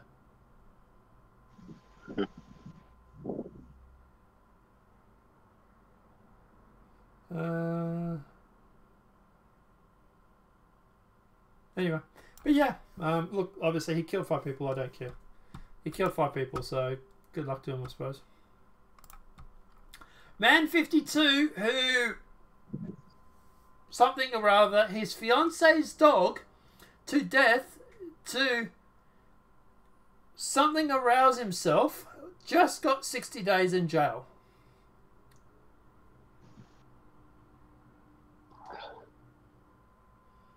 Wow. That sounds really ominous. Yeah, we're trying to. Well, you know, I don't know. Yeah. Yeah. I know. We're trying to keep the channel, you know, advertisers and stuff. Although, you know, apparently the Wikipedia link might have just stuffed that all up. But anyway, an Oregon man has been sentenced to 60 days in jail for something or other, starting with R and ending in ing. His fiance's dog. In February, Lopez, 52, pled guilty to raping the woman's Lazos mix. La Casa Aposo mix. Must be the type of a dog. The incident was reported to by his fiancée in November 2018 after she found her dog, Estral, bleeding from the back end. According to authorities, the dog was discovered whining and hiding under the woman's couch. It was a poodle. Wow. The woman took. Oh gosh, I have a comment. I won't say it. Oops. No, just let's get through this story because it's kind of fucking disgusting, to be honest. A woman took Estral to an emergency hospital where the veterinarian was forced to euthanize the dog due to significant internal injuries, according to Oregon Live. Lopez's fiance then asked for a something kit to be done on her dog. She then told authorities that Lopez had expressed an interest in bestiality, something or other, and even bragged about watching another person culturally enriching a person's dog. Portland's police something or other crimes unit stated an investigation into Lopez in December 2018.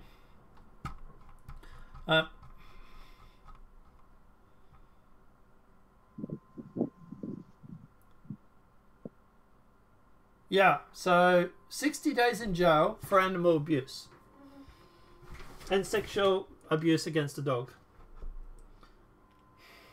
Wow. Yeah, that's not a lot, eh? Why would you do that to a dog? Well, I dropped my joke in the chat just for you, if you want to have a laugh.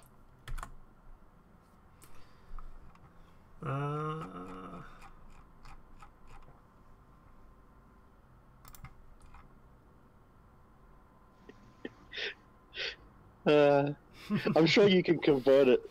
Convert it for the audience in some PC way.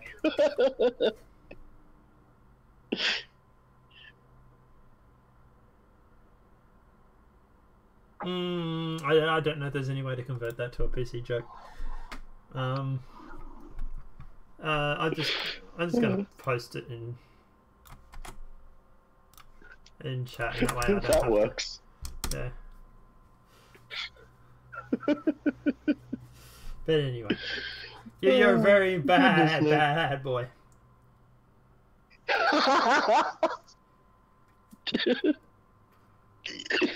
Oh goodness me. But anyway, let's keep going. There you go, man. There you go, Amy. There's the joke. All right. Amar defends herself after calling Stephen Miller a white nationalist. So, a Jew and a Muslim walk into a bar and call each other a bunch of names. There's no joke there. That's just actually literally what sort of happened.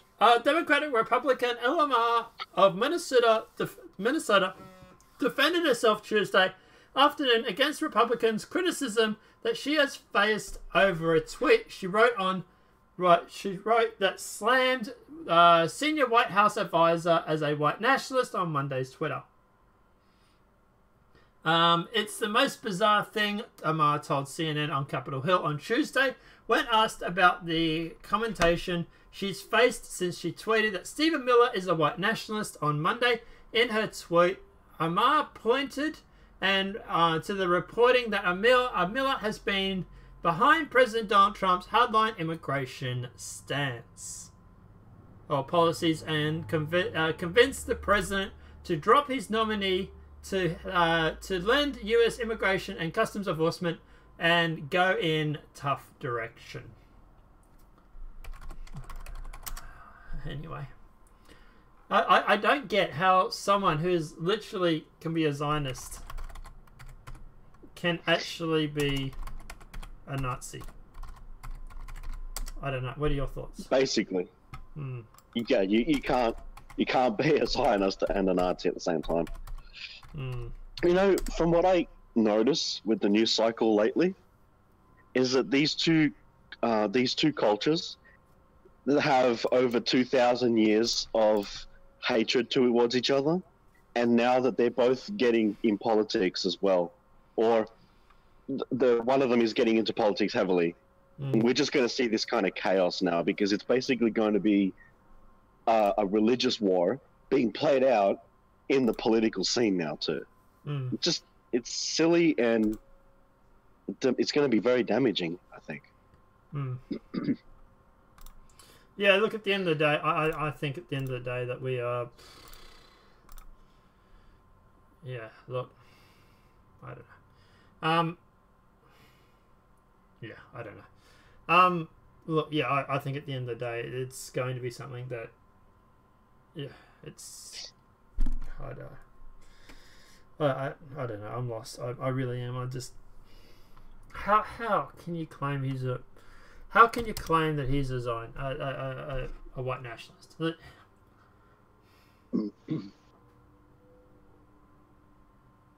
Well, there is...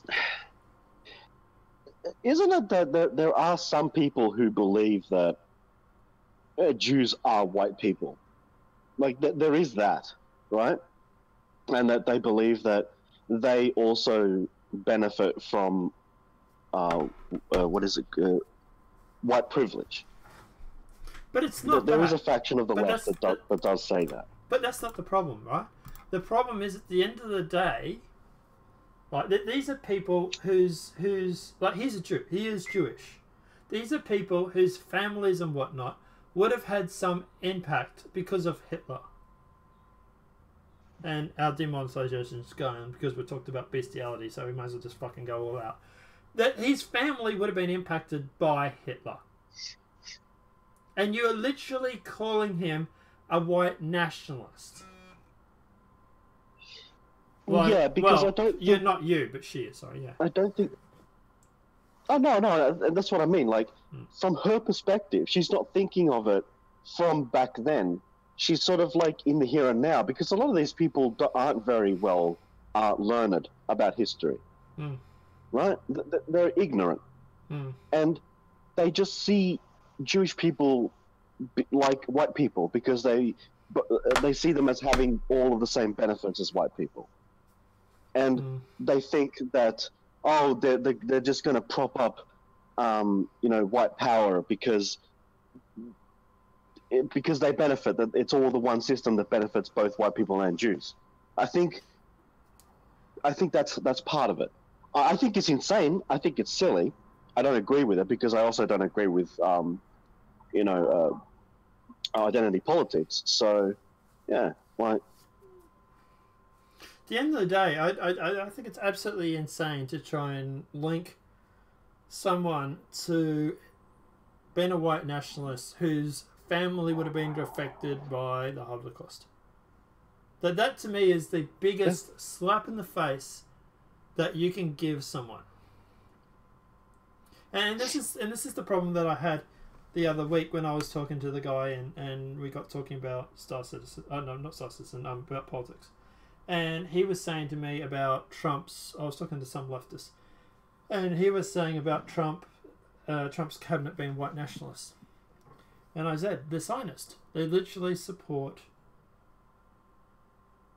like, Jewish control of the Middle East. And he called this person called Steve Banning. I don't want to say his name. They get this person called Steve Banning a white nationalist. I'm like, Steve Banning is Jewish, as far as I understand. And I'm like, you're literally calling what do you someone... think of this theory? You're literally calling someone, someone who's Jewish, a part of Adolf Hitler's groups. It's so insanely offensive. But to me, I think she's racist. All she's doing is she's seeing a white guy. And to me, white man bad. That's what... She's racist. That's what it is. But anyway, what were you going to say? Yeah, sorry. There was a bit of a lag, and I thought you had stopped. What it was is... What do you think of this theory? Because I think the left talks about the relationship, too, between America having its interventions in the Middle East, that they would see that the so-called white power of America inserting itself into the Middle East, assisting Israel in what they're doing in the Middle East. And so maybe like a person like Ilhan Omar is actually going to just equate the two as one. Is that a terrible... No, that's a cop-out. Well, I would say it's a terrible way of looking at things because it doesn't make sense. It's a cop-out. But would you think that... It is a cop-out, yeah. You're going to tell me she doesn't know that Steve Miller is Jewish? You're going to tell me these mainstream media figures don't realise that Ben Shapiro is Jewish with his little Hanukkah on his head? Well, I think that they're so ignorant and that they're so steeped in their ideology that they probably just it might even be helpful to their narrative to just equate the two as one. Just put Israel into the same category as white power. Like, maybe that's what they're doing. Help the narrative, sure. Helps the narrative. But I don't think they're ignorant. I think they're full well knowing what they're doing. And at the end of the day, these people are going through and deliberately laming people in Trump's cabinet a Nazi and whatnot because people on the left believe it. And these media people, the media articles, they want clicks, they want views. And they're going through, and these politicians know that by calling someone a Nazi, you can basically go through and remove half of their voting base. And that's what it's all about, is getting people to believe that they're Nazis so that they won't vote for them again. I don't really think she believes he's a Nazi. Well, she probably does. But what I was going to say was, I think she knows full well that at the end of the day, he is Jewish. Ben Shapiro is Jewish. These, Milo Yiannopoulos, his last name, for the love of God, is Milo Yiannopoulos. I can't even pronounce it. You're going to tell me... Yiannopoulos. That one. But you're going to say... At the end of the day, you're going to say you can't tell he's Jewish with a name like that? Well, yeah. Exactly. Look, I give them... I kind of lean towards giving them the benefit of doubt with ignorance, because generally a whole lot of these lefties over in the government there are really dumb. Like, you look at AOC and the things that she thinks, I can only equate it to just complete and utter ignorance. But look, malice is, there could be an element of malice too in some of them. I don't doubt it. I don't think AOC is ignorant. I think she's just dumb. She's a bartender. She probably got a job because she looks good in a bar outfit.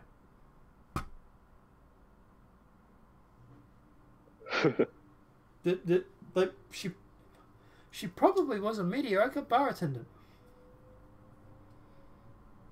Does anybody come out and said that AOC was the bar queen of the Queens, for example? I haven't heard anybody go on about her bartending skills. It's to shut up conservatives, plain and simple. Yeah, totally agree with that.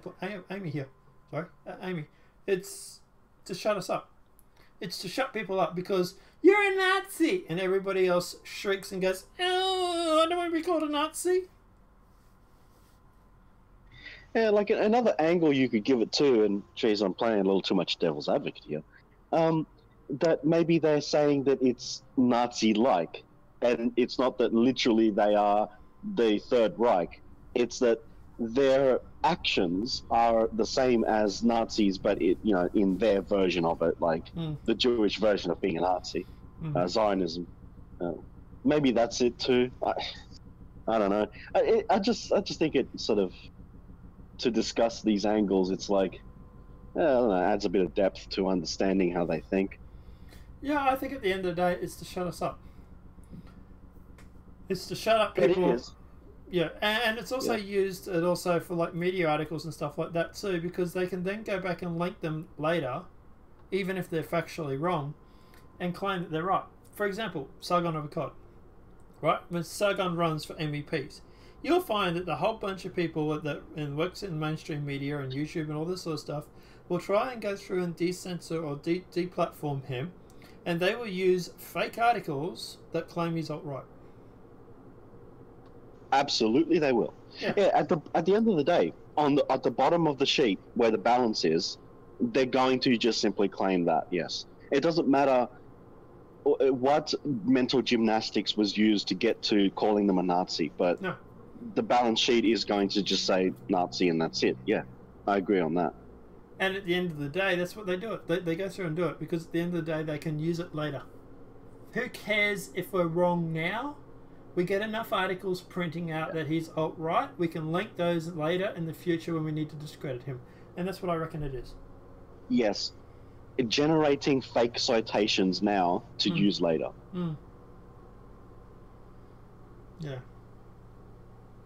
But anyway. Like they're doing right now to your channel. Right now. Exactly. Yeah. Yeah, apparently I'm wrong on climate change. Even though I just read a news article. But regardless. Actress Lori Lohan among 16 facing additional charges in college administration scandals. Actress Lori Lohan and her husband and 14 other parents ensnared in a massive college entrance scam were hit with additional charges on Tuesday, including a count of conspiracy to commit money laundering, officials said. The new superseding indictments, unsealed Tuesday, alleges that Lohan and her husband, the fashion designer Giuliani, I might be mispronouncing, disguised their bribes to the ringleader of the scam as donations to fund programs for disadvantaged youths. The new charges came a day after federal prosecutors said actress Felicity Huffman and 13 other defendants charged in the probe, dubbed Operation Varsity Blues, had agreed to plead guilty. So basically what this was a bit of a rich and elites who want to go through and bribe people to get their kids into good colleges. Yeah. Lock them up. Throw away the key. And they did it under the guise of helping disadvantaged people. That's disgusting. So they get the victim points as well as being able to help people.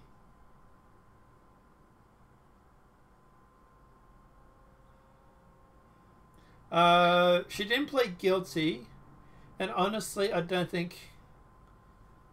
honestly don't think there should be more charges. There should be more charges for the same crime just because they want a trial. The other crimes disgust me. Yeah. Yeah, she hasn't pled guilty. Some of the others people did, apparently. Where's it down here? Some of the others did. But anyway. Second last story, but we are going to talk about the Pewdiepie thing again. David Hogg, Trump supports terrorism against black churches. Really? No, he doesn't. That's a simple answer. No, wrong. In other news, David Hogg has Trump derangement syndrome. David Hogg accuses President Trump of supporting terrorism against black churches on Monday because Trump had not tweeted about the 3 historical black churches that recently burnt down in Louisiana. You won't see Donald Trump tweeting about the terrorism because it's the kind of supports The gun rights activist tweeted while linking to Reuters article describing the suspicious fires that destroyed 3 predominantly black churches in 10 days. Okay, so by that argument, David Hogg, if you have not talked about the shootings, the Christians that have been killed over in India recently, you support that sort of terrorism, right? Correct. We're going to re-talk about it because someone didn't get his ass out of bed early enough. Trip. So stay tuned. But yeah, so we have talked about it, but we're going to redo it. So stay tuned. The 3 historic black churches were reportedly more than 100 years old, and the Associated Press reported that the churches were vacant at the time of the fires and no one was injured. You reckon it might have been an insurance job? That tends to happen, yeah. Sometimes.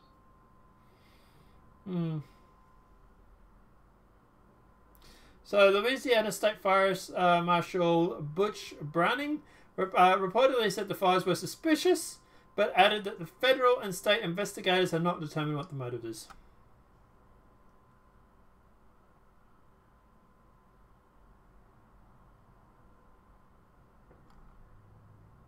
There were 3 fires, so that is a little bit coincidental. Yeah, sometimes bad things come in threes, right? They could have burnt them down themselves even. We don't know. Yeah, we don't know. Insurance job or anything like that. Crosses in Italy's cemetery covered to avoid offending to other religions. Crosses on graves in Italy's cemeteries in Pewdiepie, Centro, might be mispronouncing, have been covered with black cloths so it's not to offend those who may come from another religion. Really? What about if the other religion offends you? Do they get to cover as well? The cemetery, which is located in Bologna, a town of around 7,000 people, has also installed monitorized blackout curtains in local chapel for following renovations to hide Roman Catholic symbols during ceremonies involving other denominations. Following the reports of the coverings of the symbols, many have expressed criticism, including Forza Italia, Forward Italy, Deputy Galazio Balomi, might be mispronouncing, who denounced the move, saying those looking not to offend were disrespecting Christian values, and he added, even so many of the memory of our dead, hiding them behind motorized tents in a ceremony to avoid offending other religions. If the administrators are ashamed of our traditions and our culture, they should go hide themselves and not just behind a motorized tent. I would agree. If at the end of the day, if you are offended by these religious symbols because of someone's faith, then this is just no. This is insane. This is absolutely ridiculous. It is. I am offended by them doing what they're doing. Yeah. With these curtains, that's disgusting. It is. It's like here in the Aussie military that they changed one of those medals just to not offend people. It's unbelievable. Did you hear about the Royal Australian Air Force are supposedly supposed to take in consideration gender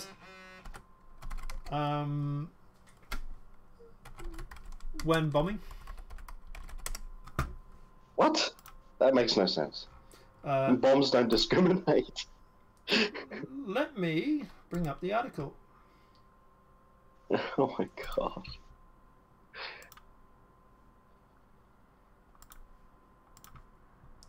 So, we've got an extra article, guys. Maybe.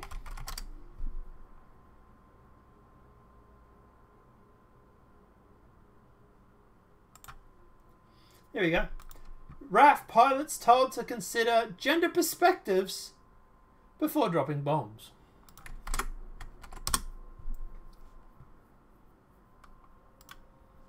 This should be good. All right.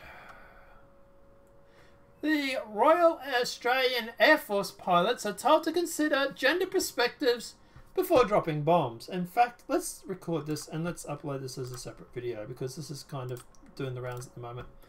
Royal Australian Air Force, or RAF, pilots are told to consider gender perspectives before dropping bombs. Royal Australian Air Force pilots are being told to consider civilian women before bombing war zones. The Daily Telegraph has revealed the Gender in Air Operations Guide asks pilots to take into consideration gender social roles and a perspective.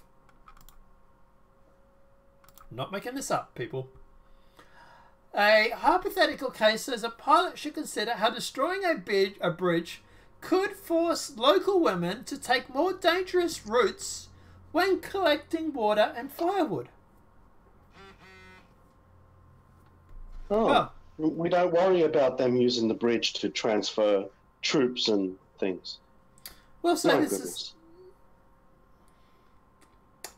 So, first of all, I would say that women collecting wood and firewood and water, isn't that sexist? Could be. Aren't they assuming male patriarchy and all that sort of bullshit? Yeah, they are. It's interesting, but they bomb a bridge, for example, because of troop movements and Yes. deliveries. You can't. Well, these people are crazy.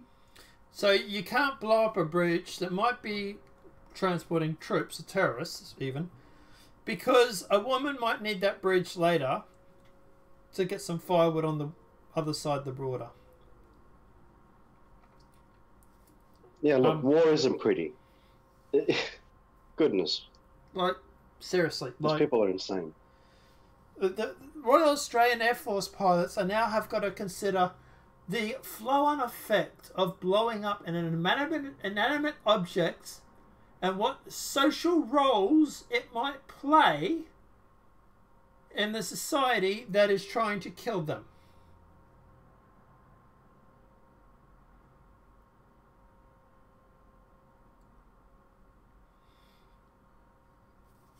I'm glad Trip is having an aneurysm right now. I think he's... Trip says, I'm having an aneurysm. I don't know if it's a good thing because he's laughing so much or a bad thing because he's just trying to do the mental gymnastics, but... I am struggling on this one too. This is crazy. So the enemies that were potentially face will all know that our doctrine. So the President of the Australian... so veterans are calling the move another exercise in political correctness. President of the Australian Peacekeepers and Peacekeeper Veterans Association, New South Wales ACT, Bruce Ralph says making this information public knowledge actually puts more women in danger. Yes, because guess what? They're probably going to tie the women to a bridge. Oh, you Yes. can't blow us up now. We have our women strapped to the bridge. The enemies that we potentially face will know what our doctrine is. They're going to see that we've got this doctrine, and of course, they're going to use it. Liberal Senator and former Major General Jim Mullen decided to weigh in on the issue, telling Chris Smith pilots are already considered civilians when choosing targets. This is a well-intentioned but appalling clumsiness written out of a bit of scenario. I suspect it's been written by people who haven't had to do it. So... It sounds about right. People who have no idea about anything trying to tell our military what to do. A former... You know, there's a reason why the Aussie military is so revered and so highly skilled. And it's because they haven't had to put up with garbage like this. A former member of the Australian Defence Force, Barra Gerard, tells Ben Fozen it's craziness. Every time I've seen we've reached peak insanity inside the Defense Force, they come out with something new like this. The enemy will just see this doctrine as our inability to wage war effectively, to protect themselves, and to harm our own defense personnel. At the end of the day, if there's a bridge, blow the fucker up. Yeah. Not sure. The problem is that... Sure. Hang on. Let me. They might... Hang on. Let me. So I want to put a little side note on that, because people are going to take that out of context. If there's no one on the bridge, right, then follow normal procedure is what I'm saying. Don't sit there and wonder if this is going to cause some sort of plight against the women who want to collect firewood. Is all I'm saying.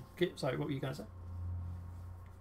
Oh, yeah, I was about to say that. So, because you said that, I was like, oh, hang on.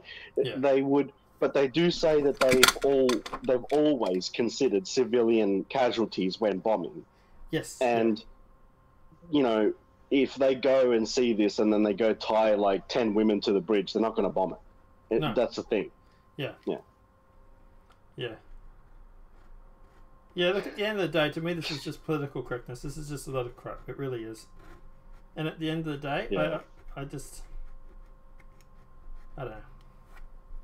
I think people flying a F-18, F-22, whatever it may be, have bigger things to worry about than people that are going to use a bridge to collect firewood. Well, the thing is, it's not the pilot even that makes the decision. There's a general on a carrier who goes, all right, we take out this piece and this piece and this piece of infrastructure, and they go bomb it.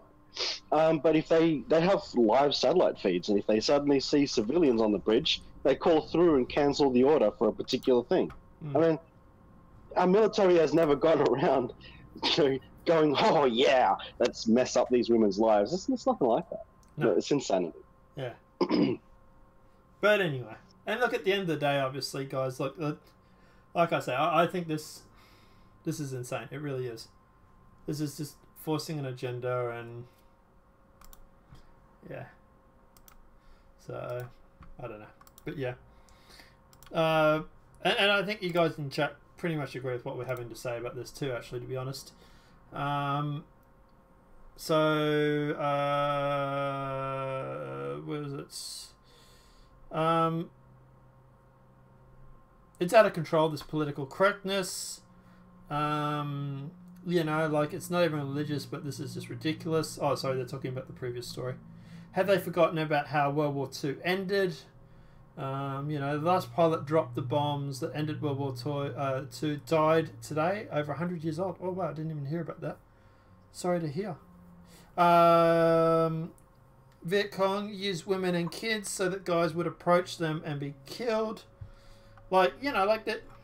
Yeah. So. Oh, the human shield thing, yeah. But anyway. Alright. But yeah, apart from that, look, at the end of the day, I think this is absolutely insane. And at the end of the day, I think that this is completely idiotic to sit there and wonder about how... Like, obviously, look, at the end of the day, if you want to get involved in identity politics, the assumption that women are going to be collecting firewood or collecting water is sexist in itself. So, you know, naughty NRF for assuming that in the first place. But all jokes aside, at the end of the day, I think it's absolutely stupid. What, does she have to cross the bridge to get the firewood? What if there's firewood on her own side? What if there's water on her own side? Do they not have to go and get it then? So we can blow up the bridge? Like, this is the sort of mental gymnastics that people are going to have to go. Just to decide whether they can blow up a bridge or not. Like, Jesus Christ. It's absolutely stupid. But anyway. Alright. So, let's go through and let's talk about Pewdiepie.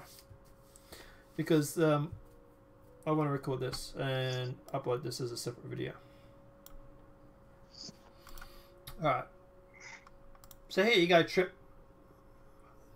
What if the woman identifies as a man? Good question. Alright, Pewdiepie picks Dlive as exclusive live streaming platform will donate up to $50,000 to other creators' exclusiveness. So PewDiePie, YouTube's most popular individual creator, is throwing his weight behind Dlive, a live streaming service that promises far better economic terms of creators than other major platforms. The vlog game comedian, whose name is whatever it may be, who cares, obviously we all know it, but we don't need to say it, says he will use Dlive exclusively for the next several months anyway to present weekly live streams. He actually made a joke about it, saying, because this is not going to end badly or anything, but you know, regardless. PewDiePie is slated to kick off his first official Dlive stream on Sunday, April the 14th at 10 a.m. Pacific time, 1 p.m. Eastern time, at obviously dlive.tv/PewDiePie and other Dlive apps. Dlive is built on the top of the Lino network blockchain-based currency system. The Dlive service doesn't take a cut of the revenue generated by live streaming creators through subscriptions or digital gifts, and it pledges that it never will. The comparison to other providers, including Amazon Twitch, that keeps 50% of the channel subscription revenue. In addition, Dlive generates credits towards other participating live streamers based on consumption of their content. So, that's the general article, right? So, in his first live stream, PewDiePie says he'll donate between $10,000 to $50,000 in Lino points, the platform's currency, to other creators that are live streaming on the platform as a way to encourage more uptake, which is a good thing. Now, I like PewDiePie's content. So, it is, yeah, it's a good thing. now, so my understanding is, and you're obviously our registered tech computer expert here, this is relying on blockchain, right? Yeah. So Lino Network, based in California, was founded in July 2017. The startup raised $20 million, funded by Led Saffron, a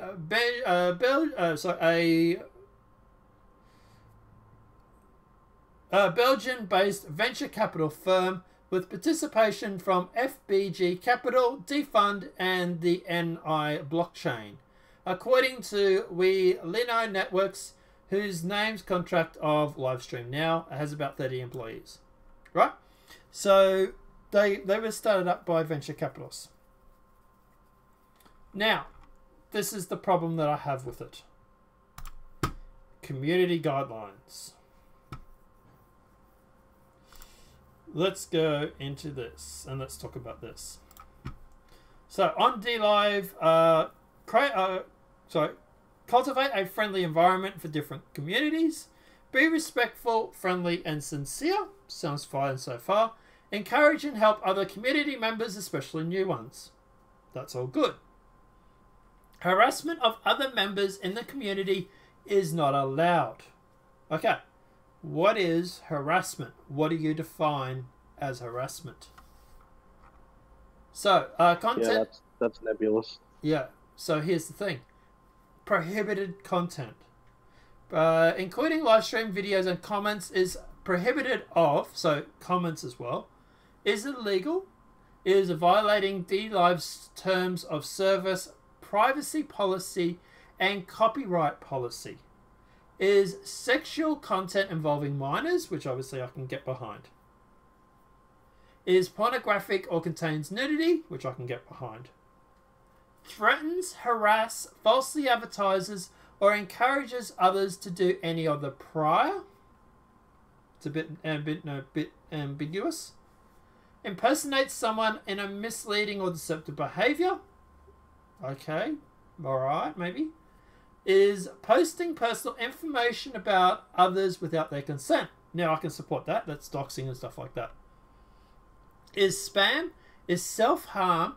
Is hate speech that directly attacks a person or a group based on the race, ethnicity, national origin, religion, disability, disease, age, sexual orientation, gender, or gender identity.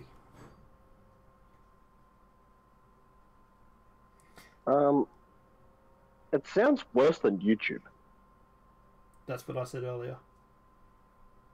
Just to reiterate just to reiterate for the people playing along at home, is hate speech that directly attacks a person or a group based on their race, ethnicity, national origin, religion, disability, disease, age, sexual orientation, gender, or gender identity.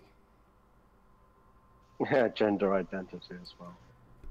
And disease. Yes. Because what the hell? Like, this it all sounds really bad. But you also mentioned comments too. And the comments are subject to these rules too. Mm-hmm. So if I just want to deplatform PewDiePie, I just go in and just start doing hate speech in his comments, but they ban me, but it's blockchain, so it's there forever. They can hide it because obviously they can...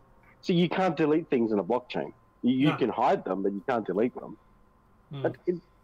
Okay. The thing is that if you build a platform on a blockchain, you technically can't have any rules. Well, apparently they can.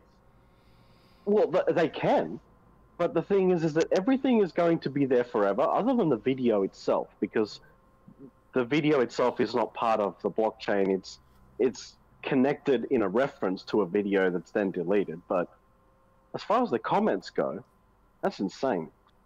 So it sounds far worse than YouTube. So I don't know if you could actually, for example, say PewDiePie's doing a video, right? And I want to get him banned. I don't know if going in there posting Nazi comments will get him banned or just me banned. Probably the later. Right? But well, yeah, they'll do their special rules for him, yeah. Well, it's not just that, but I don't think they'll go after the creator itself. I think they'll go after the person that's making the comments. Now, I've made a count on this because I thought maybe the show could go there. I thought, blockchain, yay! You know, open platform, we can have freedom of speech. No, apparently you can't.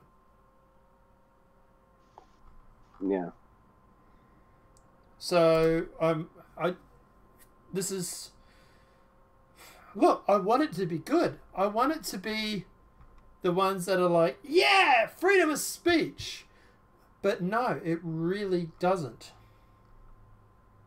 Yeah.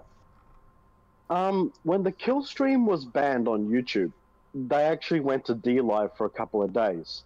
Yeah. And there was so much problems and controversy over a Dlive about the kill stream just suddenly showing up there. That the guys over at Stream.me actually reached out and said, please come here, we'll look after you. Because I think Dlive was pissed. They were pissed. And I think also the platform was much smaller at the time, and they probably just didn't outright ban him, but I think there was so much controversy around it, because you know what kill stream is. Yeah. It probably violates every rule on that list. Just, you know. And the thing is that then you have to ask, well, the kill stream is back on YouTube and they're doing fine, but over at Dlive, they were basically just wanting to ban them every second. It's like, that in of itself tells you that Dlive is awful. I mean, look, I'll say my bias now, that just talking about this, I've already had my opinion of Dlive prior to this, and I just know that they're terrible. It's a bad platform, because from what I've heard, their community guidelines is just, it's like Twitter. It's seriously, it's like Twitter.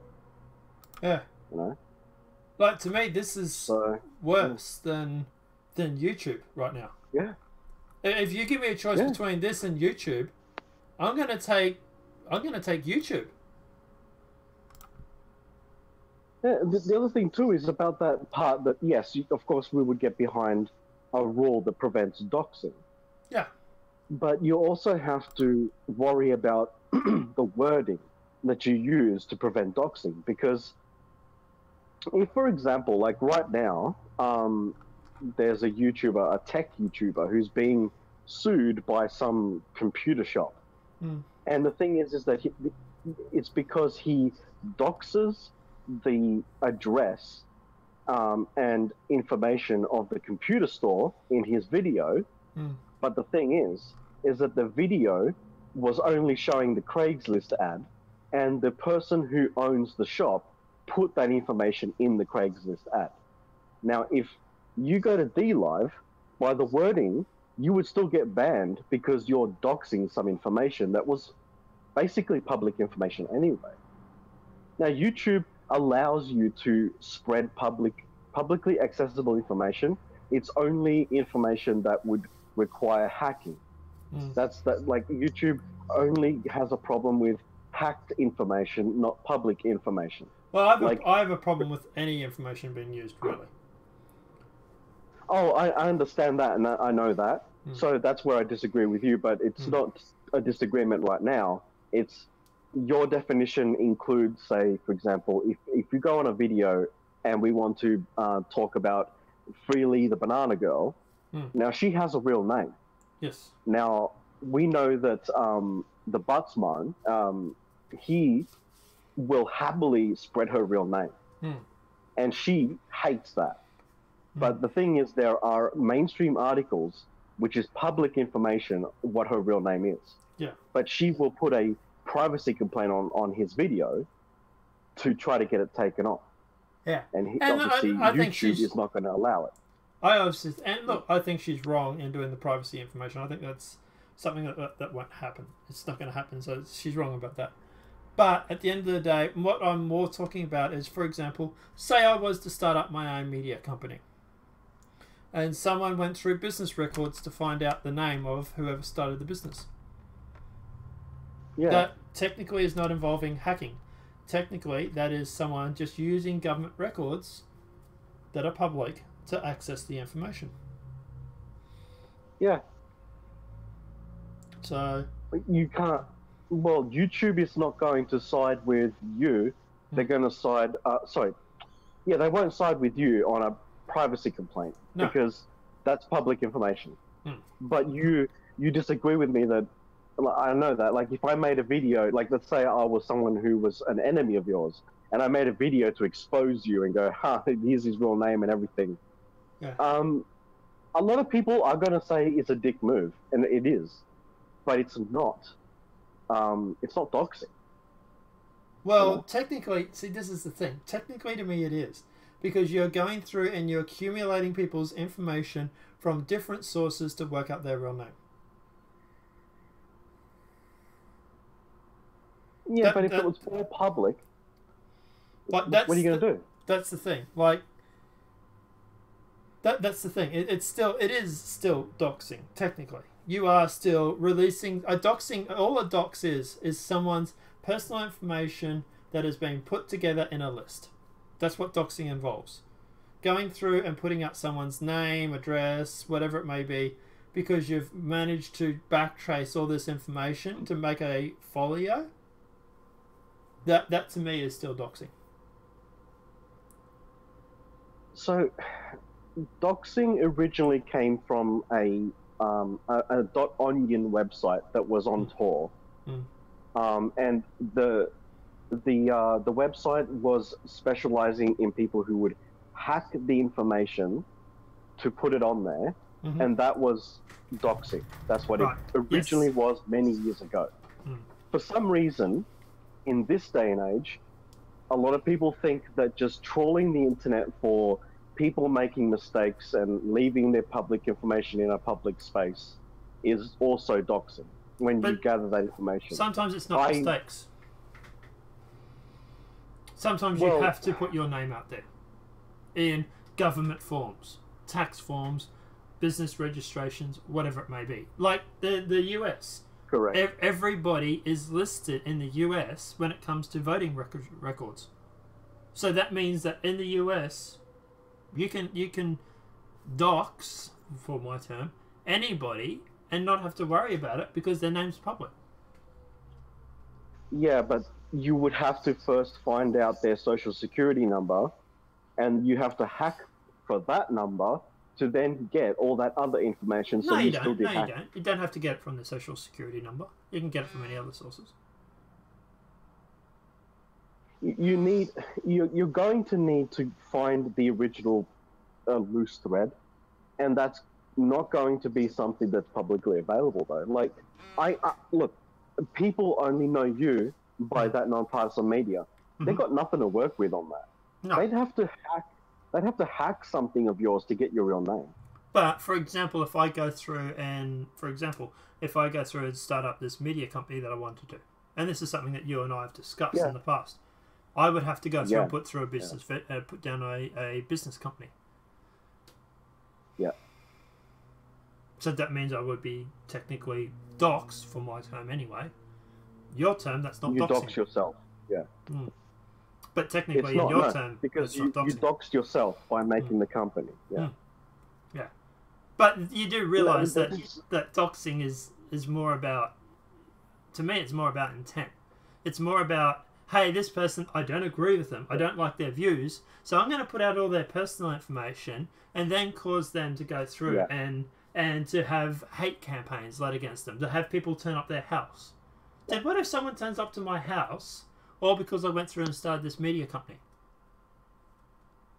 Dude, I agree with you that everything that bad that happens to you because they put your information out there like that in a YouTube video is a disgusting, horrible thing to do. My contention is that I go by the original meaning of the word doxing because I'm just autistic like that. To me, I reject loosening the definition of a word over time. Like Nazi now means nothing because everyone's a Nazi. It's like, to me, doxing had a very specific term, and it was the original term used on the Onion website and what people were doing on that illegal website. Like Amy's saying And I go by that. Sorry, what Amy's saying in chat. Tons of search sites, even phone numbers or even emails will work. You get someone's email address that they put on Google or YouTube for, hey, you have an inquiry, send me an email. And some search sites will bring that up just by using their email address. We all know people's names and varieties of ways, not just social security numbers, she's saying. I was doxed on someone's video. My YouTube information caused them, they didn't like my comment. Like, Yes. So I talk about OPSEC. So, like, I take the original term of doxing, and it's like, I had OPSEC issues while running Satellite of Discontent. I did all that I could to. I had to go to LinkedIn. I went through a lot of different things. I covered a lot of stuff while I was running the show. There was still one particular mistake I could never fix because it was out of my control. Google search, even after renaming a Dropbox account years ago, was still cached. It was still caching the name incorrectly. Be careful, because people can use this to dox you. Oh yeah, no, it's okay, because it's fixed now. All right, okay, yeah. I put through almost 10 requests to Google to change the name through. Yeah, and eventually finally they updated it, and now it's gone now. I wouldn't bring it up live right now. I'm just in case. But that's what I say, and to be you get these people that sit there and go, it's not doxing. To me, that's a cop out. We don't want to dox you. No, Amy, but we don't know who watches this video at a later date who might want to. But my argument to me is people that sit there and go, this is not doxing because it's all public. That to me is a cop out. That is to me is the biggest piss weak excuse that someone can ever think of. Hey, it's all public information. To be honest, everything is public. In the right situation, the right circumstances, everything is public. And the same people that have gone on, and we're probably way off track here, but the same people that go on about doxing, about public information, also crack the shits when they get doxed themselves via the same methods. You know, all of a sudden Tonka's going on about, this is not right because I got doxxed. But I'm pretty sure he was one of the people that was leading the campaign to dox other people, wasn't he? Maybe I've got that wrong. Let me know. Yeah. But like I say, there's been other people that have done that sort of shit, that have gone through, who have doxed people in the past using, it's public, we can talk about it. And then, and then complained later because they got doxed. Like, oh, keep walking into a door, kids. You and I are never going to agree on the definition of doxing, but we completely agree that it's horrible. The action is horrible, whether it was public or not. But that's the thing. So all we're doing really is arguing about the definition of a dox. Yeah, but we should probably, yeah. The funny thing is, the interesting thing to me is, like, I have it a bit more looser than probably some people I know.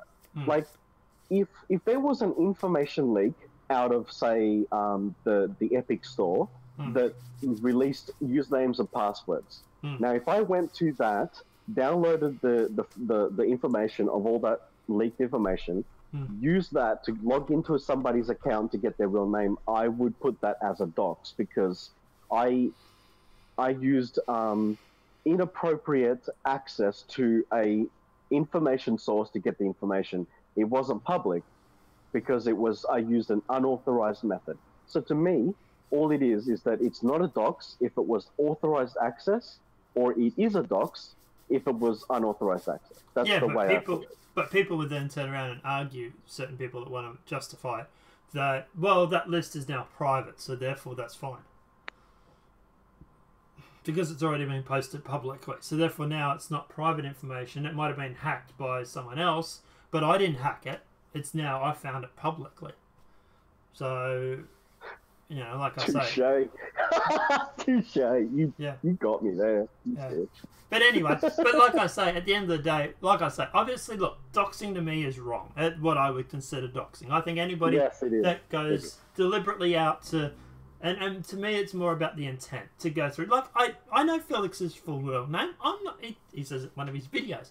But I'm not going to say it. I'm not going to use it. And it's the same with Banana Girl. I don't like her name. I don't like her.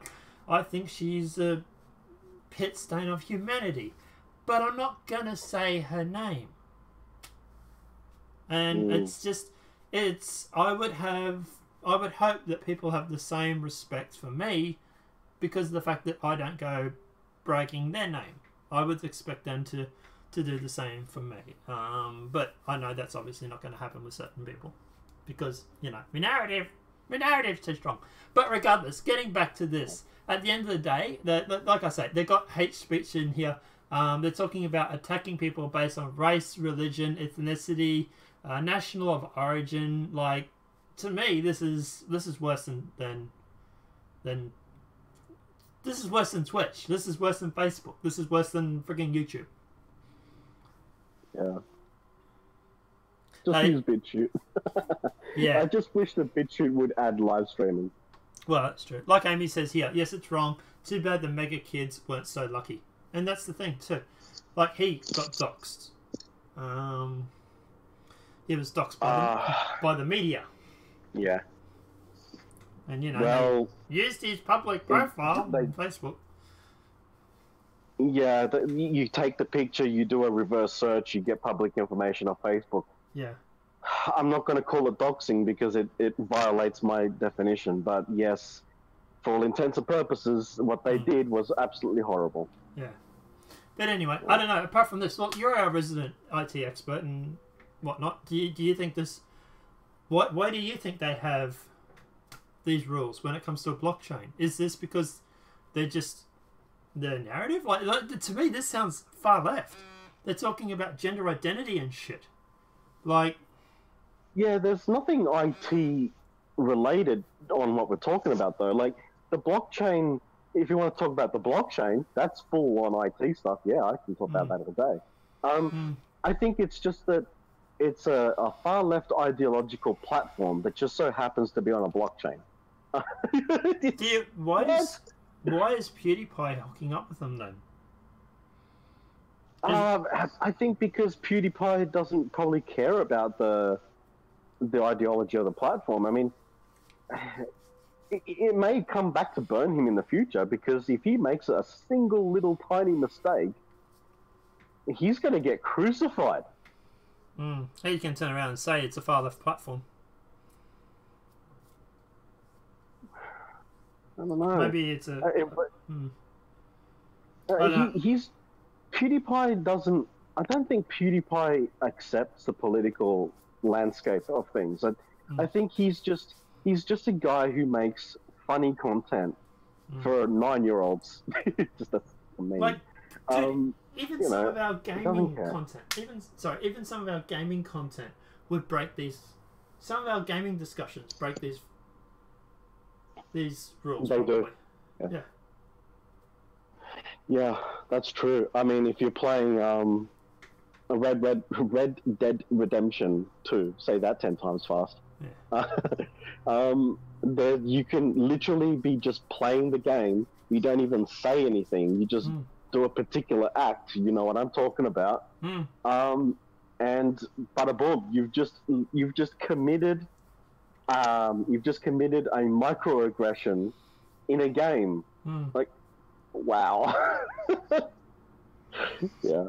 Well, what about in Star Citizen? If I blow someone up because they're an alien race, does that go against hate speech? But I'm better off staying on YouTube.